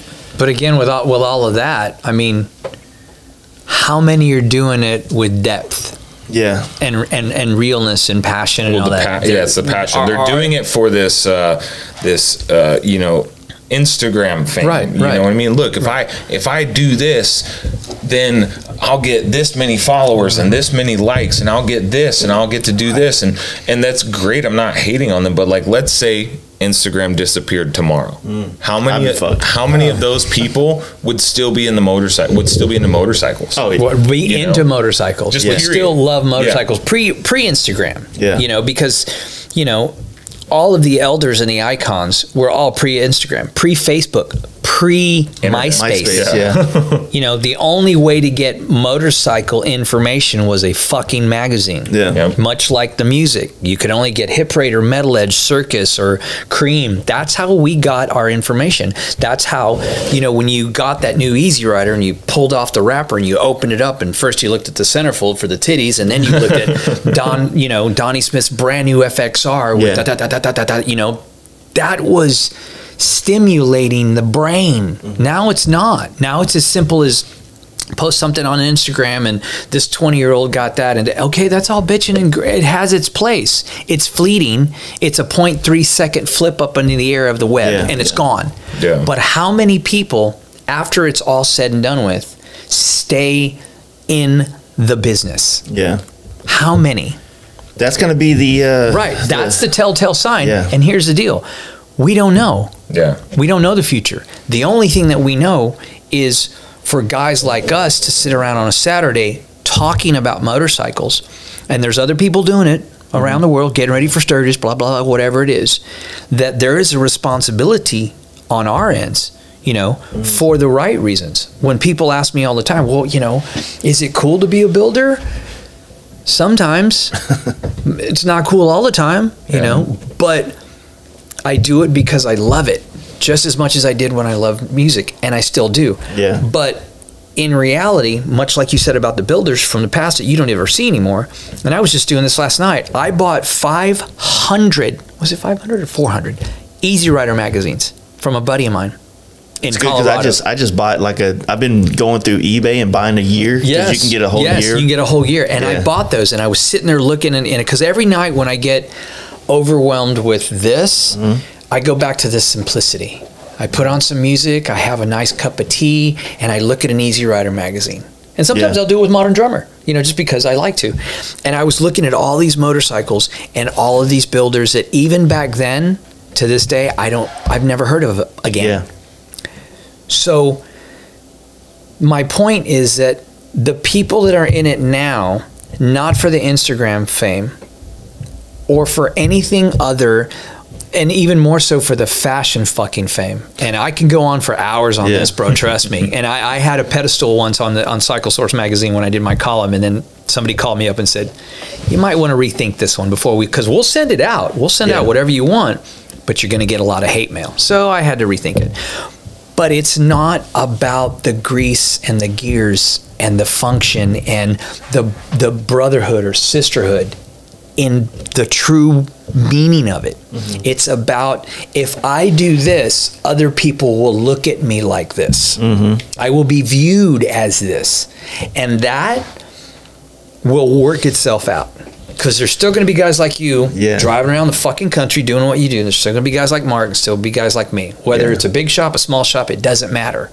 You know, so when it comes down to the reality and the pure organicness of the culture of what Sugar Bear and Ferris and Arlen and all those guys were doing back in the day, Evel Knievel. When guys now can look at that, learn from it, and try to have just a little bit of that ingredient, we'll be okay. If all that other shit takes over. So that's kind of a thing that we've been trying to, or I like to say we because I have my invisible partner right now. But one of the things that I've been wanting to do is like, or I have been doing, is I've been trying to reach out to the builders of like the Yaffies and the you know, like we did Covington a couple weeks ago, and these people that has these stories from the 80s and the 90s and that era of motorcycles. And I was just having a text message conversation with Lichter after we went to bed last night, because he's doing podcasts all over the place. So it's like, hey man, I want to get you on, but I got an angle I want to get at you that no one's got at you yet. And so I wanted to hopefully share these legacy stories with this audience that's fairly young and might not have the attention span to jump and go get an Easy Rider a subscription like that, or go buy all the Biker Build Off series and watch them. You know what I mean? Like there is this thing that everybody's into bikes and stuff like that, but you know, there's really no other people other than the grassroots things like this and Cycle Source and stuff coming out and trying to push that that history back into people's thing, because you don't want to lose any of that shit. Dude, I was supposed to do a podcast with Jesse Rook, right? And it was February before he died. He was in Dallas with Rusty from D&D. I was literally just waiting on Rusty to give me a phone call, but they were at a strip club and they didn't leave the time they were supposed to. So, you know, they were already drunk. I was like, all right, well, I guess I'll catch them next time. And then Arizona Bike Week happens. The dude passes away. And it's not that I'm like, there's so many worse things that, you know, for his family and stuff, but like now that story's kind of gone. Not that it didn't get told somewhere else, but this kind of platform, you know, like there's plenty of Arlen Ness stories out there, but you know, is there really one like this where maybe not my podcast, but maybe it was Chris Callan, where you just like literally let some dude tell his story his way without like rewording it for you know, a soundbite or something like that, you know. To where I got the pleasure of sitting in Daytona with Arlen Fatland and Sugar Bear. In Sturgis. And dude, no, it was Mondo, Arlen Fatland, Sugar Bear, and Billy Lane. And I'm sitting there.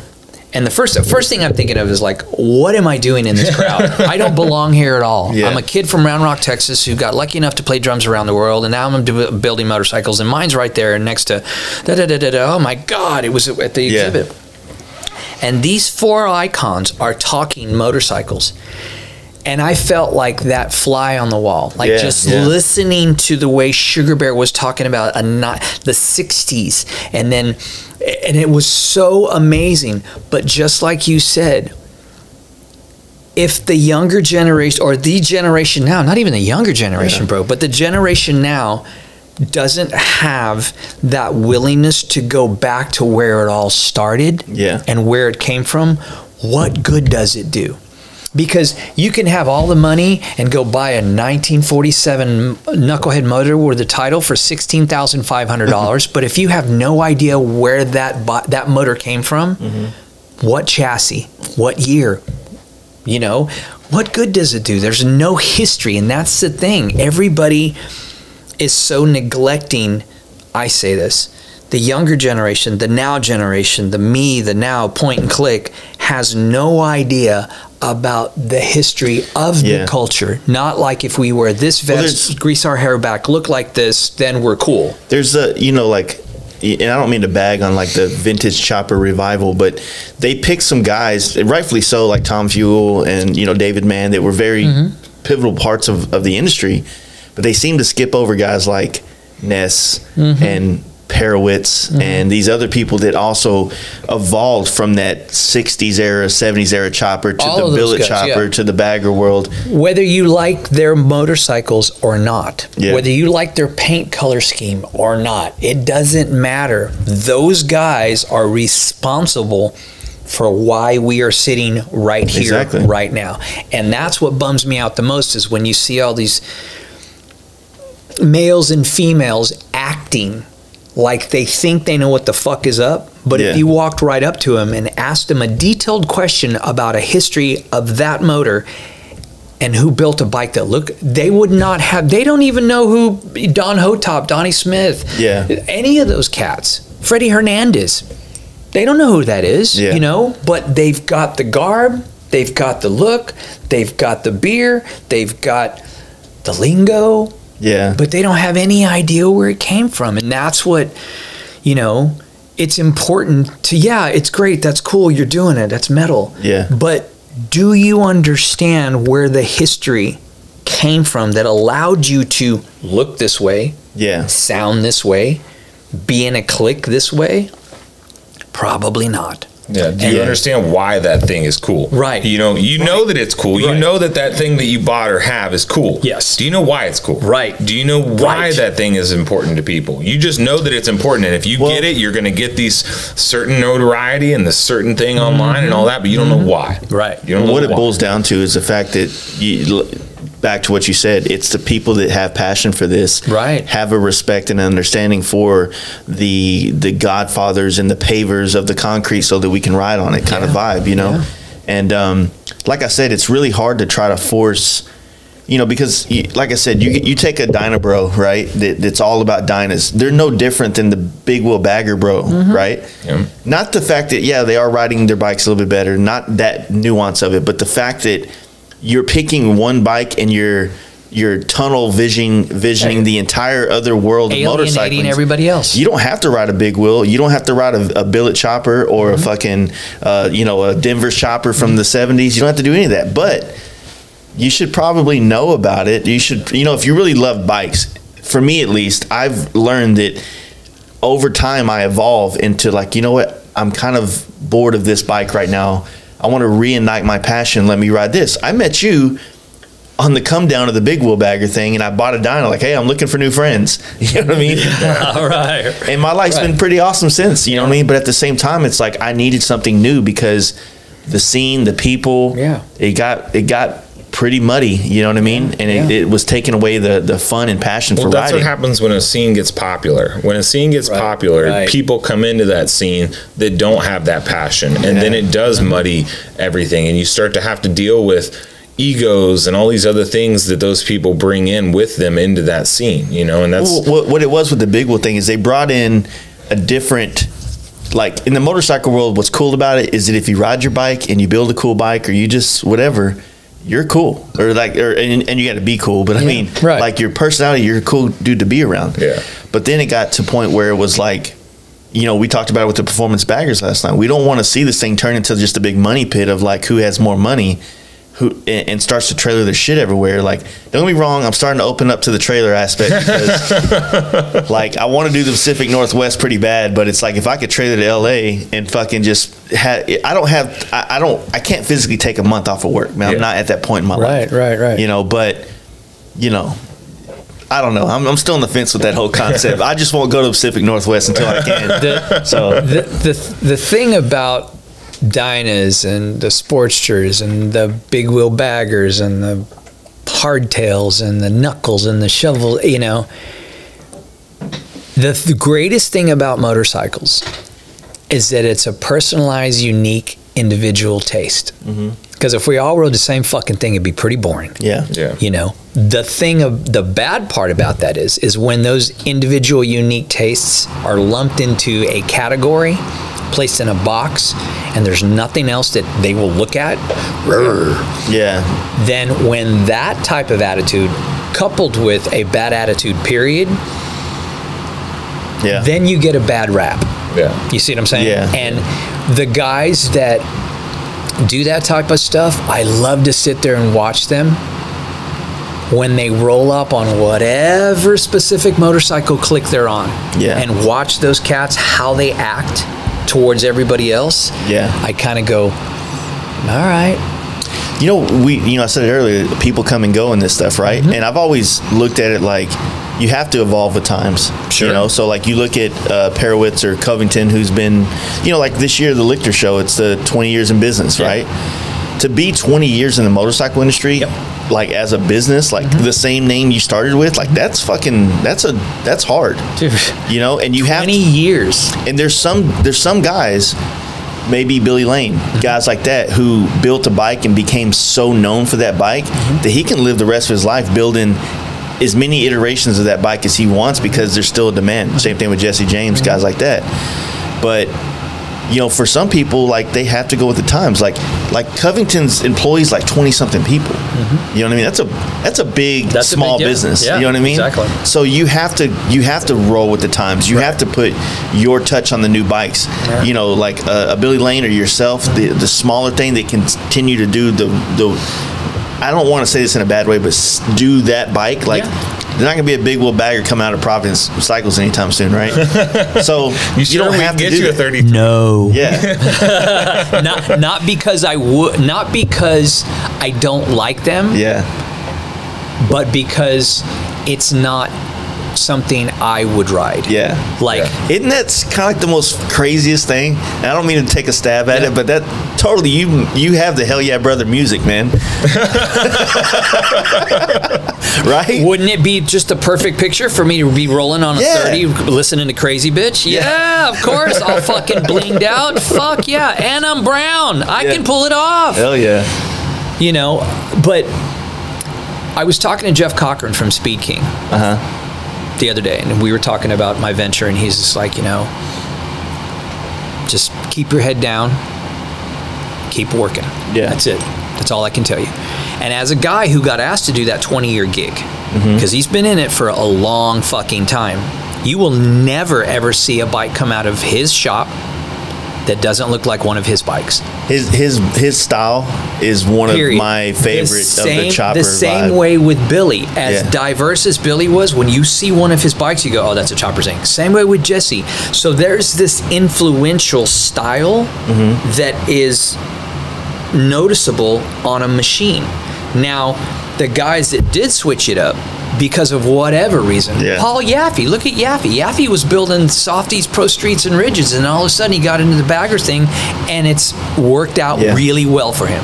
Now, that probably happened for a couple of reasons. One, he had a built-in clientele. Two, he's a very, very smart businessman. Yeah. We can stop right there. Yeah. You see what I'm saying? Exactly. So he's doing it like Covington and a bunch of other cats, for the reason of, this is what I need to do to expand my business. Not because it's the next trend.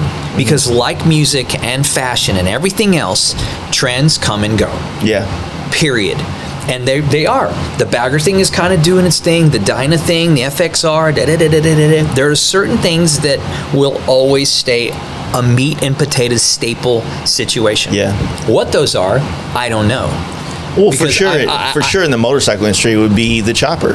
It is the first customization of motorcycles. It is kind of like it's the beginning of the tree trunk of all the different things that have. But then you have the guys who grew up with that, who get into their 50s and go, I'm not riding a tank shift panhead from Florida to California again. Mark, you got an M8 I can borrow?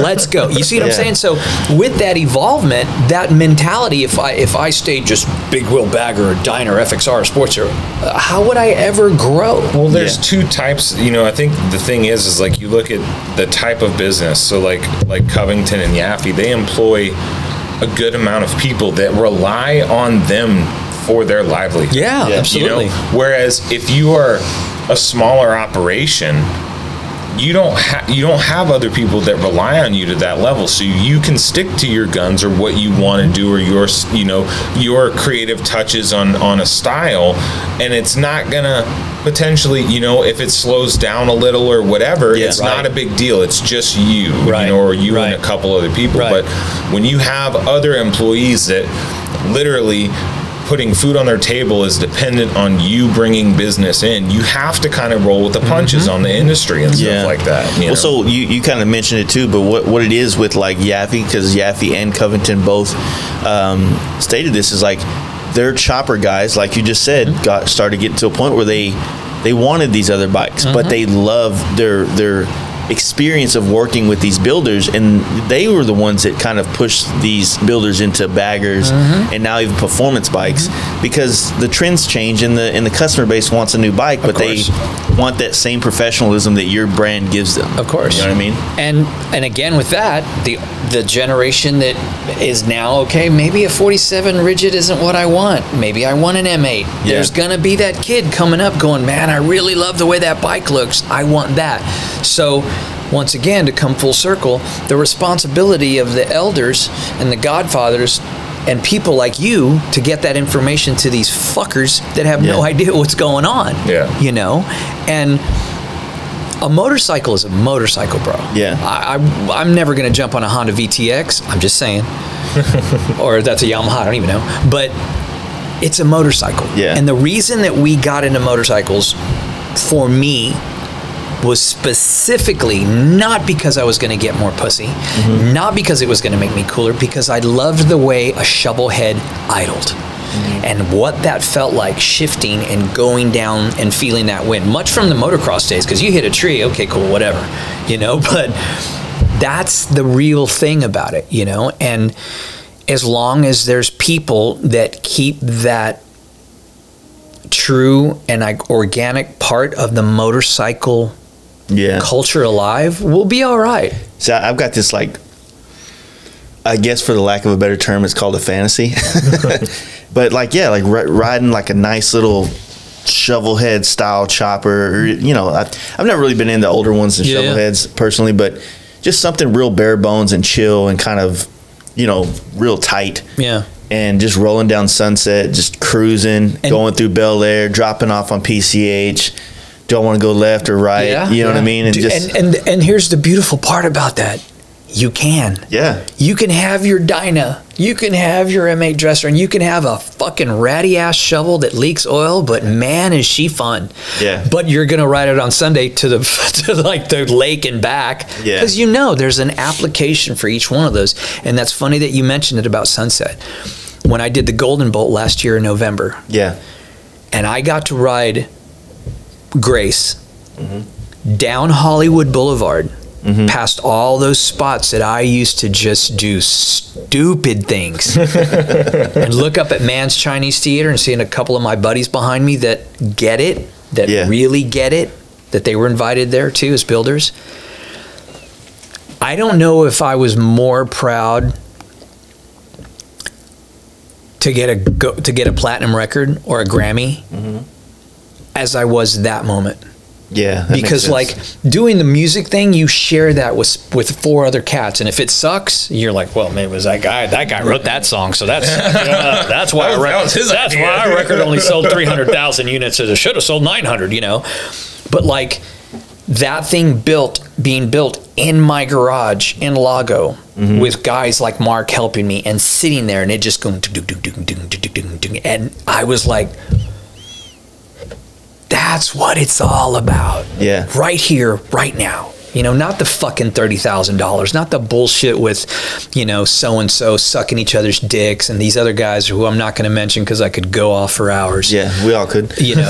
And just all that thing that I've seen in the music business, in a dressing room where everybody at, the Staples Center at the Forum, where everybody wants to act like they're something that they're not. Watching that in that same environment, I just sat back and I just kept looking at all them and looking at my bike and going, we're doing okay. If we just keep doing what we're doing, we'll be all right. Regardless of if I sell another motorcycle, whatever. As long as I'm okay here, It's all good, man. It really is, because back to that thing about you're never going to see a big old bagger coming out of Speed King. Not once has AC/DC ever put a fucking keyboard part on a record. Yeah. You're going to tell me that for 40 fucking years those guys have used 5 chords. And That's they a good had point, to change. man. They had to change. No, they didn't. Yeah. So there is a certain respectable, like, empowerment about just doing what you do. Do it well. Yeah. Take pride in it. Take pride in it. Do it well, because that's what you believe in, and not fucking jump around like, oh, I got to play this kind of music this month, or I got to build that kind of bike this month, or I got to use that kind of guy. You definitely see builders, or quote unquote builders or customizers, doing that. They kind of jump ship a lot, because I think it's more of a patience thing. Like, they don't have patience to allow their foot in this door to actually go anywhere. They want the more instant gratification. Probably because I'm here. Probably because of the fact that they're doing it for the wrong reason in the first place. And the other thing a lot of those people do is they overextend themselves too quickly. Yeah. They have a huge monthly payment on a massive building, and they're making payments on all their machines, and they've got all this overhead that can't be sustained by sticking to their guns and doing what they want. If you have a $20,000 a month nut to make your business operate, you are forced to have to do stuff that you may not want to do. Right. Yeah. Exactly. And that's exactly why my whole business has been restructured to where it's at now. Yeah. It's like I turned down a lot of work, and it's simply because, for one, I'm not interested in it, or it's just not something I feel like I'm going to be good at. I tell people this: a lot of my preliminary work is managing expectations with what the customer wants, what they're telling me what they want, what I provide, what they're going to get from me. I'm trying to manage that expectation from Jump Street, so that we're on the same page for the entire process of doing the work together. And you get those dudes that some of them are like sitting there just flipping through my Instagram and loving everything and wanting that work, and some of them have no idea, and they just found my number on Google, and they're like, man, I want a snake wrapped around my gas tank. I'm like, man, it's not really my thing. It's like, well, you custom paint motorcycles, right? Like the tire dude with the Honda, and you were telling us, like, man, it's like, to go into depth as to why I don't want your money. You're taking an offense to it, but I'm really doing this as a service to you. Yeah. Well, it's like, why, I get, we were talking about, I get those calls for metric bikes, and then people are like, well, you work on motorcycles, right? Well, yes, I do work on motorcycles, but I also work on a very specific motorcycle, one manufacturer. And, there's things that I do and I don't do. And you get guys that literally try and fight you on the phone to get you to work on their bike, to do their whatever. And I'm like, do you really want me to take your job on now after I've told you I don't do that, after I've argued that I don't want to do this work? Like, if I, like, let's say I need something done to my truck or my house, call Harley or whatever, and ask Harley to do the Honda VTX? Exactly. Carburetors. You know what I mean? And it's just like, if I'm getting something done and someone tells me that they don't do that, rad, thanks. Yeah. Thanks for being honest. Yeah. Thanks for not lying to me, telling me it's something you do just to get my money. Right. You know what I mean? It's not that I don't need or want the money, but it's like, I'm being honest to you. Yeah. I don't do that. That is not what I do. Right. And it's not fair for me to take money that you've worked hard to earn to work on your bike or do something that's not what I do. And because there's plenty of other shops that do. Exactly. Why are we having this conversation? Exactly. It's crazy. Yeah, man, it's like the builds, the people, all those things, it can be draining, man. It can be draining dealing, and like I said, I'm as guilty as anybody. I get in my head sometimes and like impatient is what I end up doing. Like, man, it should really be me out there. I know that I've earned my spot there, but that spot's not there yet, and it's like, it's put me in up and down spots where like, I feel like, man, is this even worth it? Blah, blah, blah. But like you said, like going down the strip, seeing that spot, seeing all that hard work from your past and where you're at now, and sharing it with the new friends or the friends that you've evolved with over the time. Yeah. It kind of is a rewarding payoff just to kind of, like if me and you ripped to Phoenix one day together. Yeah. Yeah, how fucking amazing that would feel. Just like, man, you remember the first time we met at that gas station? Yeah. I mean, I think it'd be fun to do a trip like that where we take the exact route we went out there on and then the exact route, and we just, got to reminisce on all the fucking crazy shit that has happened post that time. You know what I mean? Yeah. It's something crazy, man. Like, you know, I didn't really travel much growing up, but as soon as I started seeing kind of the country, not world, this guy over here. And by country, I mean like 5 states. But once I started seeing all this shit, man, it's like, you know, because like I said, I was painting bikes and working on bikes all through my 20s, but nothing really ever, you know, never got me out of the state for any reason, you know, and finally starting to travel, being in San Francisco, being in Sturgis, being all these places that you know, I was fucking like you said, going down Sunset, man, I was like, fuck, man, like, I used to see this place in magazines. Now I'm standing here. I mean, I could have gone here the whole time, but now I feel like my career has allowed me to get to this point. And so that was like this weird, rewarding feeling that I didn't know I was chasing, but when it happened, it felt so fucking amazing. Well, you know it's what I mean? like you said, the square peg and the round hole. You're not forcing it, and it happened naturally, and then you've gotten to that point. That's what I'm saying. So what I get, sometimes I get in my head where I see, you know, like I said, I'm a very competitive person. So when I see some people getting opportunities, I'm not mad that they got it. I just want it too. You know what I mean? I want to be, what do I got to do competitively to put myself on that ballot for that situation? So that is kind of like me trying to force that, you know. Round peg, square hole. Yeah. So because if you're doing the work and you're honest and you're passionate, what else can you do? Exactly. Nothing. Talk your way into it. Other than beat yourself up from that thing between your ears that tells you one thing that's usually a lie. Yeah. That's the key. And the other thing is like, let's say that opportunity, you know, whatever the opportunity is, comes up. Do you really want it if it's based on that whole fakeness that is social media, Instagram shit that's going on now in the world? Or do you want that opportunity from someone that is passionate about it, that recognizes what you do and gives it to you because they see the hard work in what you do? You know, not just some guy that has bounced from company to company to company, helping them make money, comes into this industry, gives it to you just because of whatever, versus imagine if, you know, let's say there's an opportunity with Harley and like Willie G gives you the opportunity. You know, that would mean so much more than just whoever the current CEO is that transferred from fucking God knows what company. As soon as you said that, I just imagine myself being Will Ferrell and in Anchorman, where he's talking there and he's got this heart on. Exactly. Yeah, dude, that's kind of the thing. It's, you know, there's so many things that, like, when you're in this thing, like, you start getting those opportunities or those accolades or those acknowledgments, and it's like, fuck, man, like, I didn't know that was gonna make me feel so accomplished to be known by somebody, or to even like I said, just, oh man, I see you've been doing some really badass stuff. I'm like, oh, you fucking see me sometimes? Like, exactly. Or see, you get an Instagram DM and some guy's like, hey man, I really love your stuff. You done, and I'm already thinking, you know, he's a drummer. And he goes, man, I love the way you did that thing on Grace. I'm like, you sure you got the right guy, bro? You know, so I mean, there's nothing wrong with being able to enjoy what you work for. There's nothing wrong with that. After all, that's what we do. We work hard. We provide for our families. We enjoy what we do. But at the same time, if you can't have some sort of humility to it, then you're probably going to wind up a very lonely person. You may be very rich, but you're going to be very lonely. You know? That's where I think the money doesn't buy the happiness. You know what I mean? It doesn't. But, you know, like I said, it could buy me a new it'll buy you a brand new It'll buy you a brand new Lamborghini. But if you're a dick, who's going to ride in the passenger seat? Nobody, except for a chick you pay for. And then now we're back to money.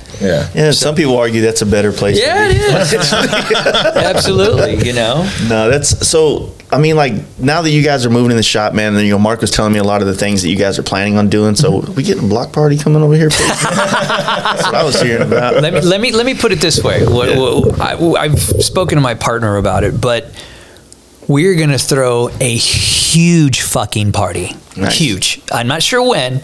Last time Mark threw a party, we had hot dogs. No, I told him, and we sat down and we talked about it, and I said, listen, here's the deal. If you want to plan a party, I will do whatever you tell me to do, but don't expect me to have any ability to, like, give you knowledge on what we should do, because I'm the guy that's like, do I throw an anniversary party or do I just go to work and try and get bikes done? And I'm like, I'll just go to work and try and get bikes done. We're gonna, you know, because it's a super milestone for me to just be able to walk into a shop every day with him. And it's an even bigger milestone to be associated with his company and to have a spot like this. Because again, like he said, you saw he was busting at the seams. If you'd have seen my place, you'd think his was awesome, because I just was like, you know, and pulling this out. So, and again, like you said, I have a lot of friends, you know, a lot of friends, and a lot of them are very, very excited about this venture. So, and we have the room. We have great street parking for all the bikes. We have a huge field next to us for whatever it is my crazy brain can conceive. We've got all the resources to throw a very, very awesome grand opening, and we will. So trust me, as soon as we get the last thing put in place and we start working, then we're like, okay, I'll start planning the party. But yeah, we'll have a good one. I'm not sure when. How much do you know? Like, you guys are down here in Austin. How's it been down here, dude? This is the first time I've been down here, I think, all year. I mean, like I was telling you, Mark, that I haven't seen you since our anniversary party that we did. You know what I mean? So and it used to be like I would come down here like, hey, dude, what are you doing this weekend? And like, do you got Tila? And it's like, nah. I was like, all right, I'm gonna rip down and let's go ride 1431 and go hit up Marble Falls. It's like. Been so busy, man. Everybody's been busy. Everything changed with this whole whatever coronavirus crap. But it's been different, but in the sense it's also been a lot the same, because my business is not a big business. We're not on the radar for police enforcement of whatever the crap and shutting down and all this stuff, and my business got busier during all this because I think people were sitting at home. They're still making money working from home or whatever, but now they're sitting there staring at their motorcycle all day and like, hey, let's get some stuff done. You know what I mean? I'd love to be able to go, and now that I'm at home, I can take a 10-minute break from home and go ride my bike for 10 minutes instead of being at the office and just going down to the break room and grabbing a set of Twinkies or whatever the fuck, and it's done a lot of different things as far as changing, and it's kept a lot of things the same because the things it affected was like going to the grocery store, you know what I mean, and going to the gas station, just weird little things. It didn't affect my business as far as like having to shut down or change how I do things or change what I do. Like, I just kept doing the same thing. Literally, I just did it more than before, and it's see, for us, for me at least, it hasn't changed much, but we already have such a big group of friends in Dallas, and we still have traveled quite a bit, so it's like I got to have that love from all the homies all the time. So even though the world's crazy, I still felt like my life was the same. It's just now I got to put a mask on. You know what I mean? Right.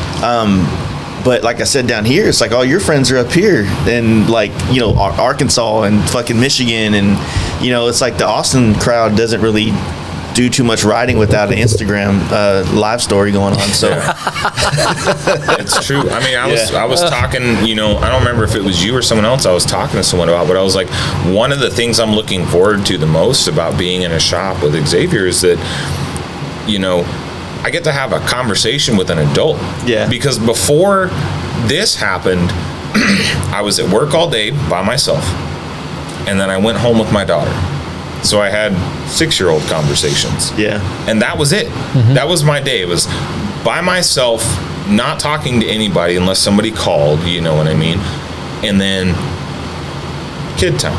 And there was no I literally see a news story, I had no one to bounce ideas off of or talk to about it, or it was just like me by myself and me with my kid. There was nothing in between, and so that's one of the things that I'm looking forward to a lot, is just being able to have a conversation about whatever the hell's going on, motorcycle news, problems, bike problems, life problems, whatever, but having someone about a bouncing board to have someone to fucking talk to, and just Same way with me. I mean, I out of the garage for 3 years, so it was like, You know, up in the morning, coffee, walk the Chihuahua, go to, you know, turn on the Pandora, get to work, start banging and welding, and go in and have lunch, talk to the Chihuahua, come back, you know. So, like, the fact that...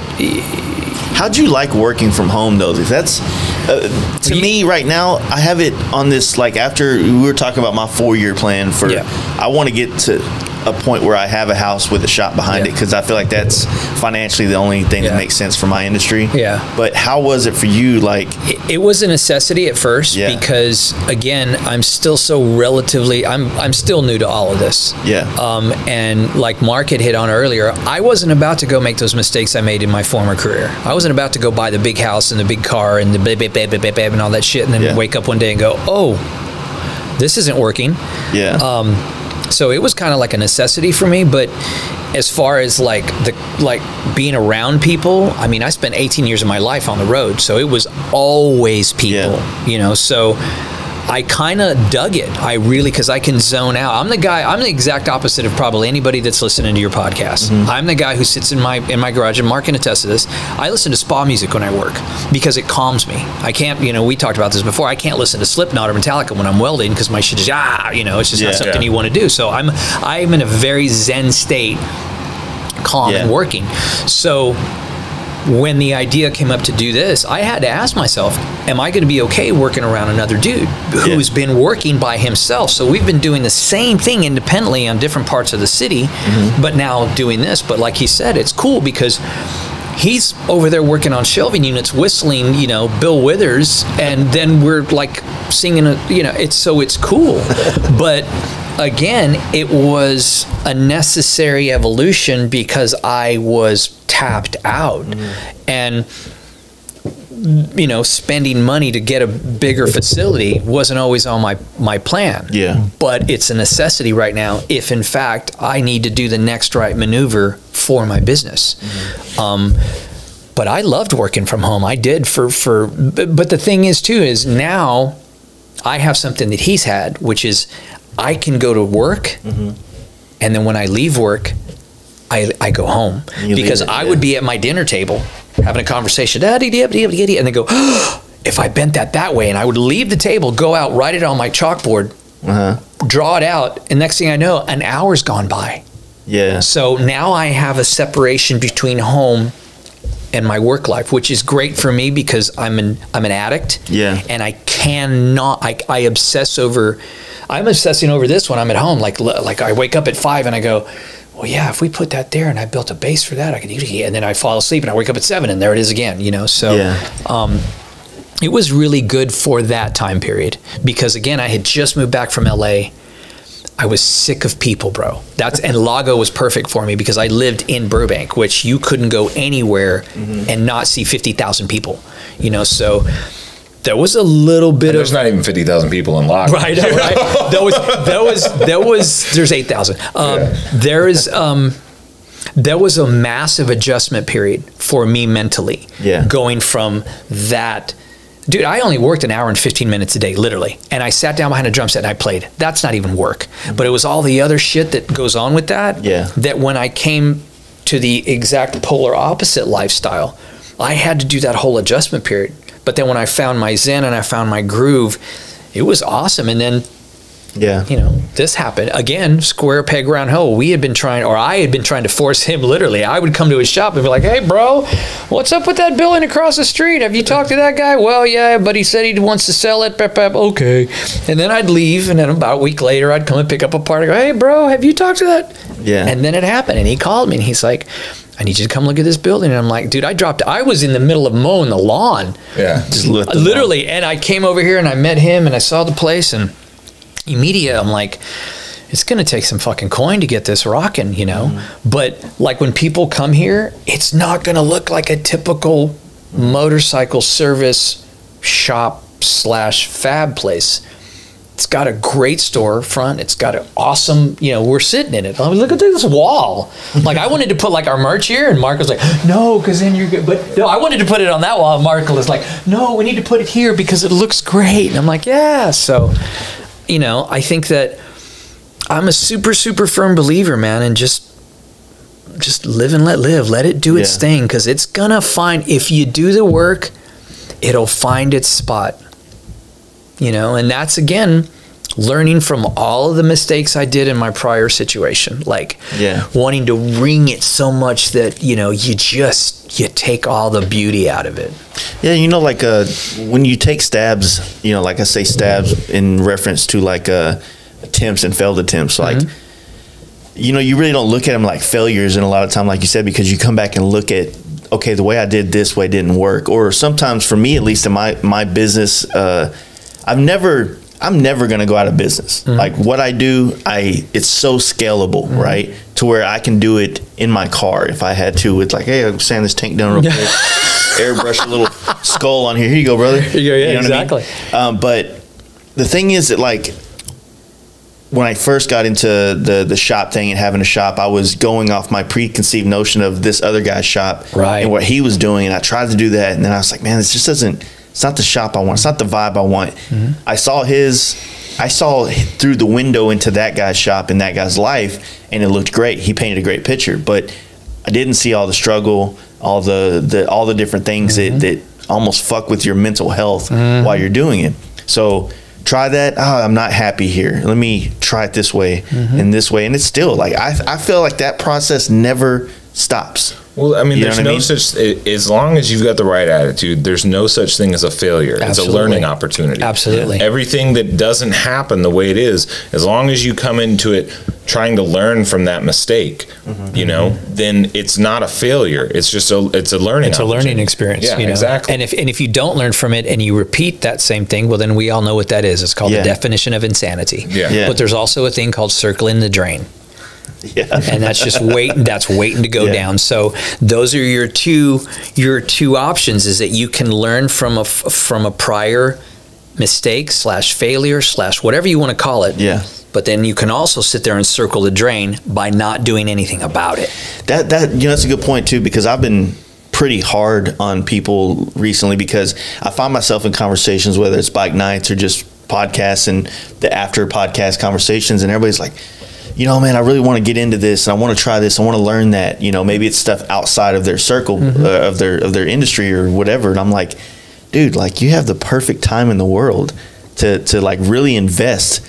You know, maybe, you know, if, like you said, your life hasn't changed much during this corona, mine hasn't either, but I have the best excuse to not have work done right now. You know what I mean? Like, oh, dude, man, the corona, right? And so I'm like, I can't, bro. Sorry. Yeah, sorry, dude. My bad. But, you know, like with the photography thing with me, it was all about, you know what, I love this stuff. I've been carrying, dude, I never realized how much I carried a camera around all the time until I bought a better camera and said, you know what, I'm going to start taking pictures of shit that's not my bikes and my shit. Like, I'm going to take pictures of the rest of the world, you know?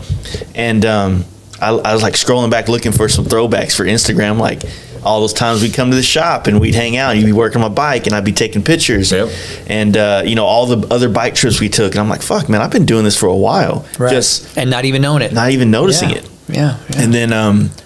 And then so what now, it's all about, like, you know, I could go home, and right now this is what I'm getting at, is that a lot of TV shows, movies, we don't have the same entertainment, like, influx of, like, floodgates are open, we got show after show and movie after movie coming out. We don't really have that. So you're on Netflix spending more time searching for shit, and I'm like, dude, what if you just watch some YouTube videos on whatever subject you want to learn? Or you got a shop in your garage, go out there and fucking bang on some metal, you know? Like, this is the perfect time to check out, because we have less things coming in other than political news, basically. Right.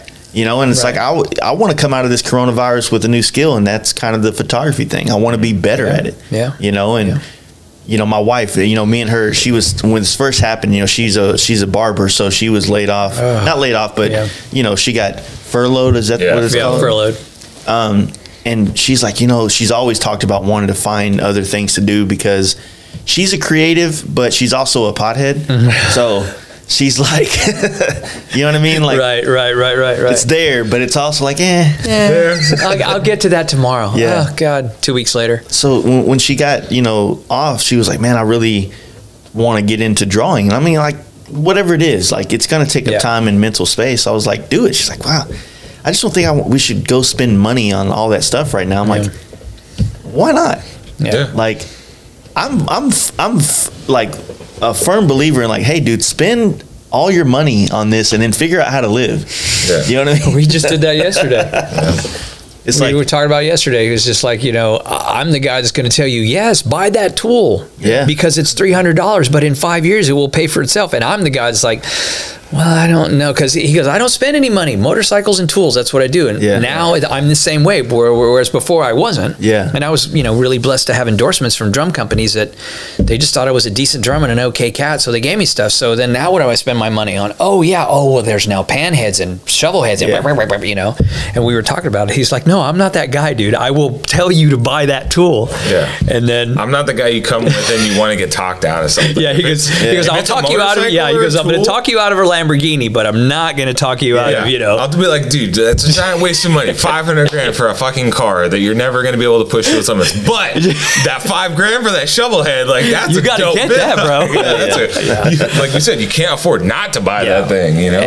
And if you can't look at stuff like this and try to figure out a way to make it an opportunity and a learning experience, because I'll tell you, man, straight up, like when I started to do all this, I had no idea about nothing. I knew how to I knew how to gap a spark plug and a couple other small general maintenance shit. But when it came to everything else, that was me calling my buddies and getting on YouTube, which nowadays, if you're this generation, you got no fucking excuse. None. Just you're fucking lazy. Exactly. Because everything that I didn't know that I couldn't reach somebody, I could find on YouTube.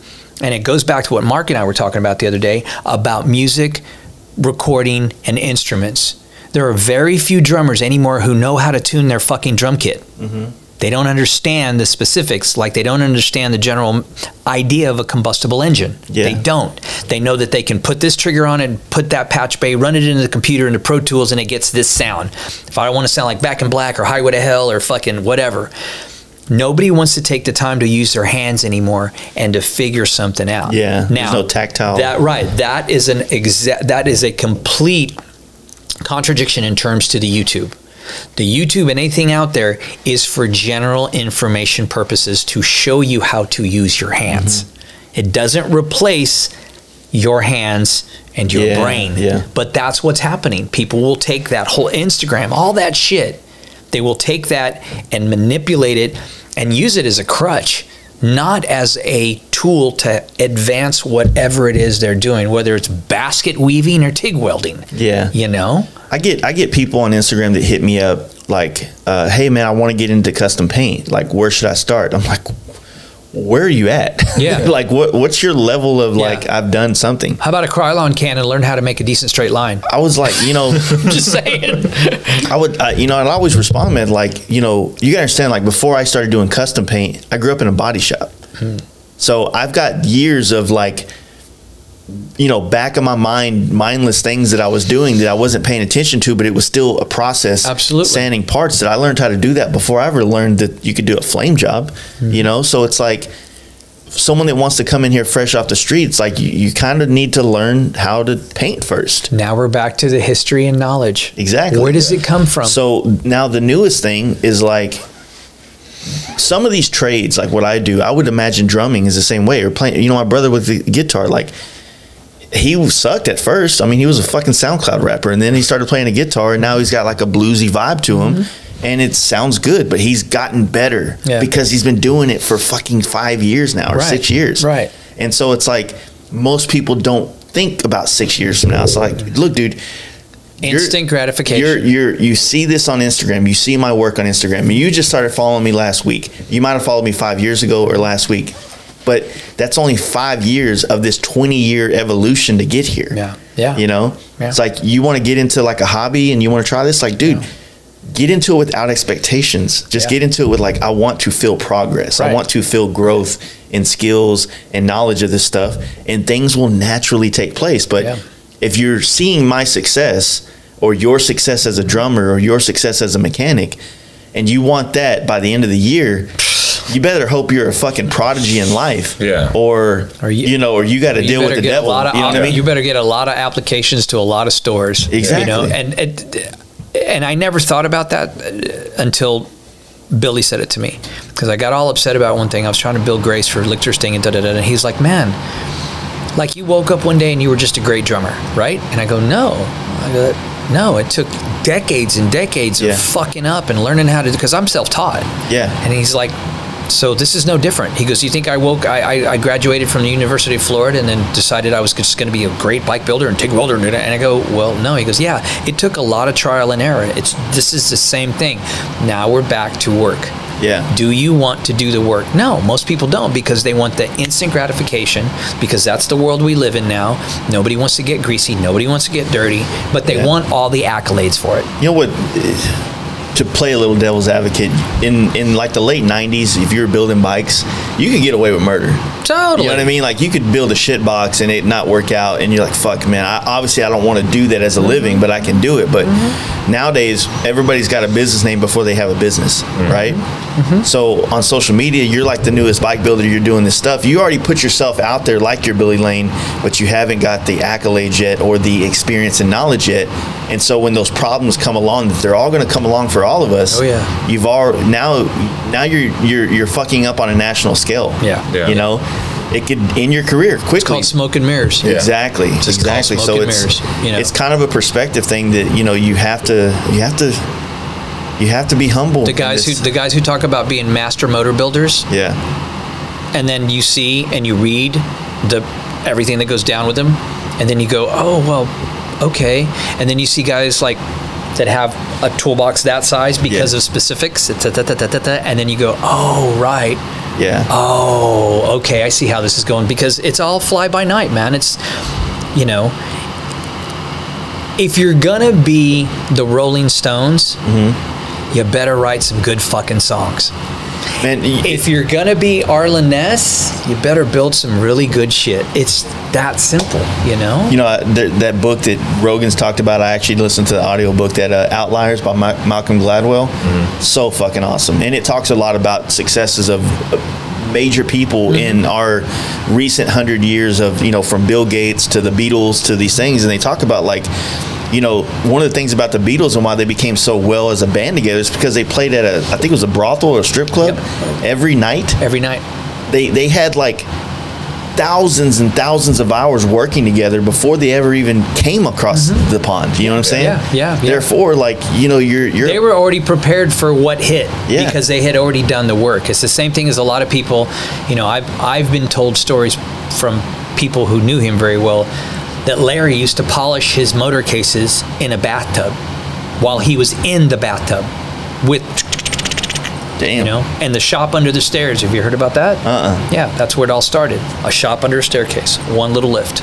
Wow. So, like you just said, when people see that, Mark and I are moving into this and they're already, oh, well, it must be, they have no idea. When you see those guys on Biker Build Off, you have no idea what they've been through. You're just seeing the front of the TV screen. Yeah. But I can tell you, if you sat down with one of those cats, and I have, and got specific, dirty, ugly questions with them about the real, behind the footage, what I call behind the green door, behind the green, the screen, Oz, and ask them that shit, and they tell you the real truth, they wouldn't like it. Most people would go, yeah, I don't want to deal with that. I can't put that much energy into this. What, really? You're going to spend that much time? You're going to spend all this time doing this and not be with the one thing in the world that you love the most, which is your daughter? Well, I can't do that.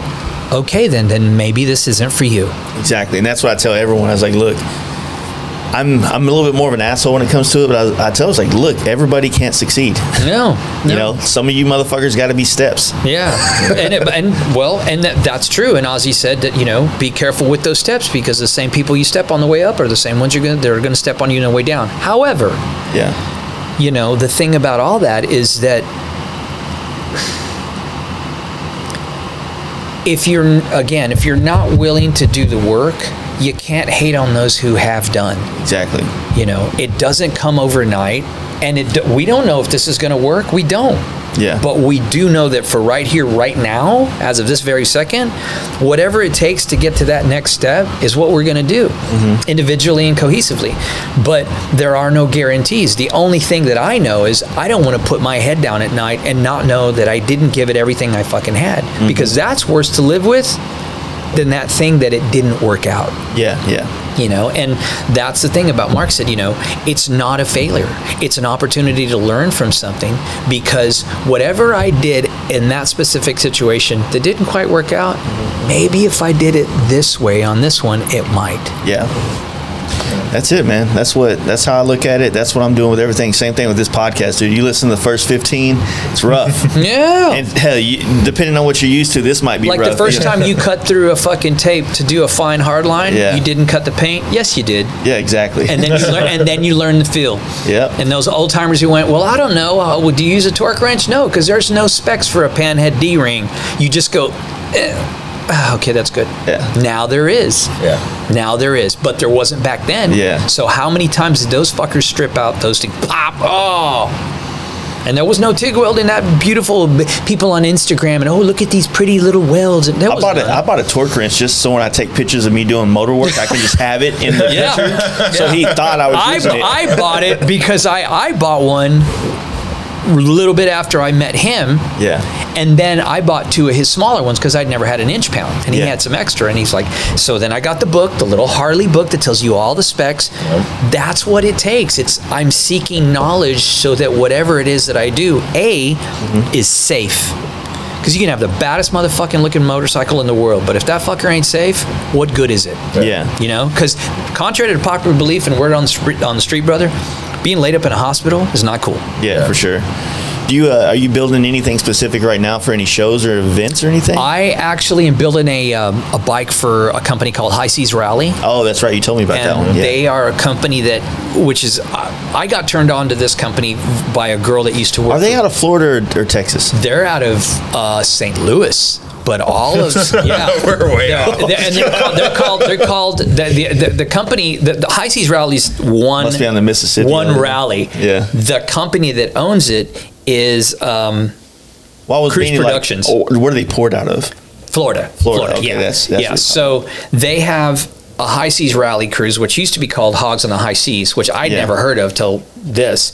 And then they have a Star Trek cruise, an 80s themed cruise, 2 jazz cruises. And let me tell you something, dude, this Star Trek cruise sold out 5 years in advance, and these motherfuckers do it up. They all walk around like Klingons. What was like a crazy sex cult, dude? That'd be kind of dope. Like a bunch of alien chicks, just like big tits. Yeah, big green ones. But so I'm building a bike for them because I got turned on to them through a girl who used to work for Buck Cherry for us. Yeah.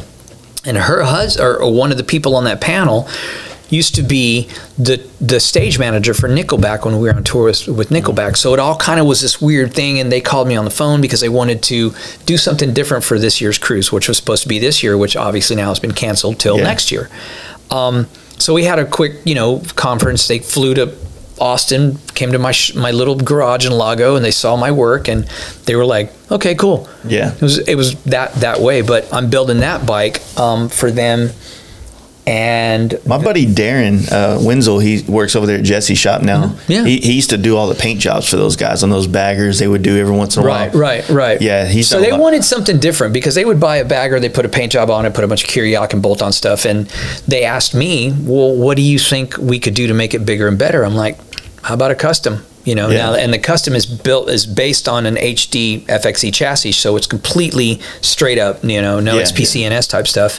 But I pulled in a lot of people. I pulled in like Rick Bray from RKB Customs, and Mark's going to be doing some of the stuff on the transmission. So it's going to be cool. Yeah. It's going to be cool. And then I get to give it away on the ship, which I'm going to be on with Chris Callan from Cycle Source, doing grease gears and garage on a ship with mini bike races, Oxyaceti, TIG welding, the whole shebang. It's gonna go down. Dude. And I told them that, and they were just like, yeah, no, that sounds great. And then I thought about it, and I was talking to Chris. I was like, bro, we're gonna have like a bunch of crazy shit on this boat. He's like, yeah, that badass. I'm like, so that's basically it. But the whole time I'm doing, Instagram posts and update on the builds.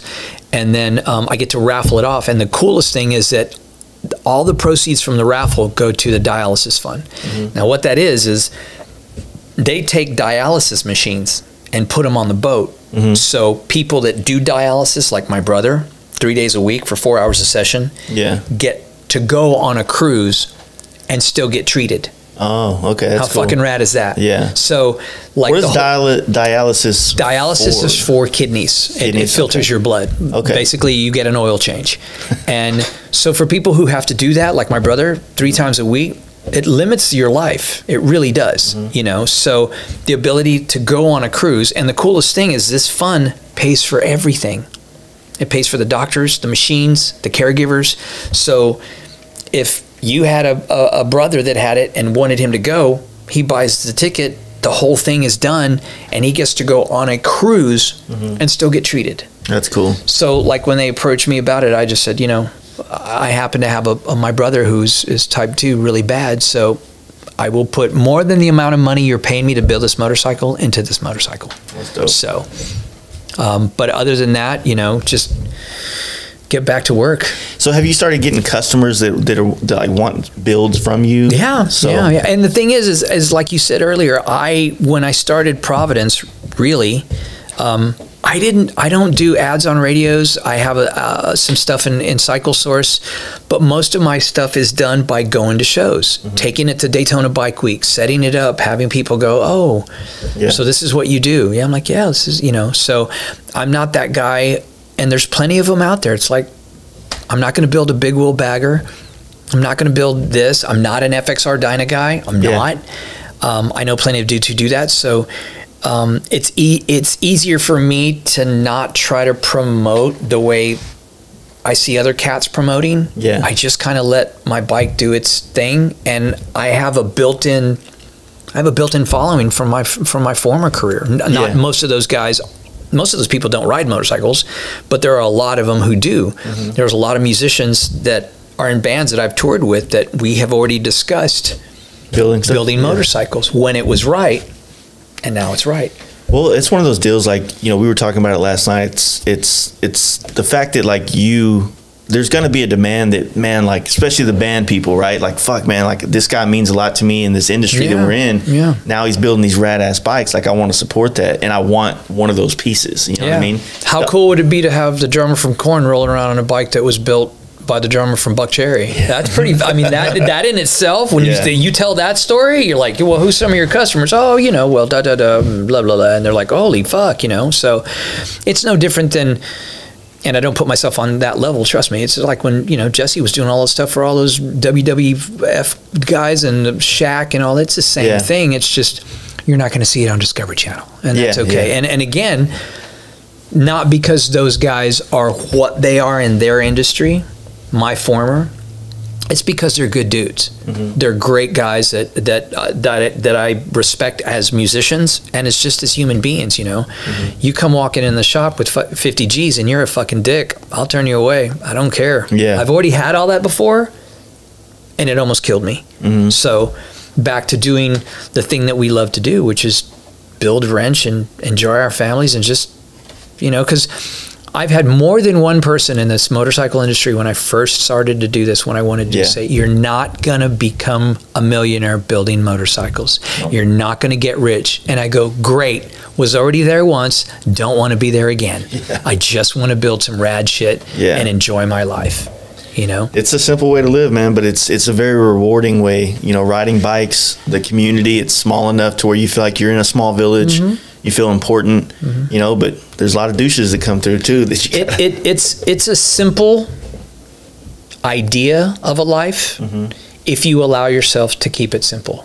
Because the minute you start wanting a 20,000 square foot facilities, 7 Haas machines, and then you lose all focus. Now, if you got the money to do that, because we always joke about it, we're like, dude, if we play the fucking lottery, we could buy this whole block. That'd be rad. But at the end of the day, we would still be working out of the tools that we have, and we'd still have a room for his daughter. You see what I'm saying? So all that other shit, I think we both are on the same page as far as, at least for me, is that's all great. It looks bitchin'. But where does it actually come from? It still comes from these two hands. All that bigger shit is going to come with bigger headaches and bigger responsibilities. Absolutely. That's what I was saying about business, man. That's the thing about it, is that like we all see this big shop. We see Ness's dealership when you go to fucking out there, and you're like, fuck, this is success in motorcycles. Right. Like, it's a form of success. But then you ask Corey and Zach, how many times they saw their father during the month when that first was starting to be erected, and everything that he had to go through, and they'll tell you the real deal. That he probably wasn't around a lot. But when he was an awesome father, and he did everything he could for them. And he built this empire for them. Yeah.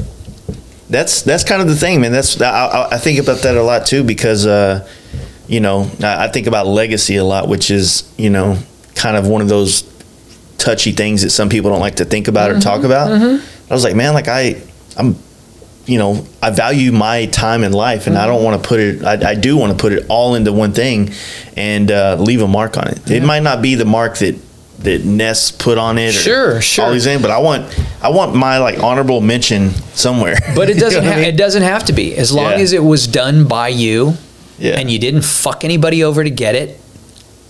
Dude, that's the best accolade ever. Because at some point in time, I'm not going to be able to be, these eyes are going to go. They're probably going now, but for one brief moment in my life, I was on the cover of Easy Rider, or I was on the cover of Cycle Source. I did this, my gold platinum records. I got to share a shop with a rad cat. Yeah. That's okay. That's good, because those CDs go forever. Those magazines will be around for a while.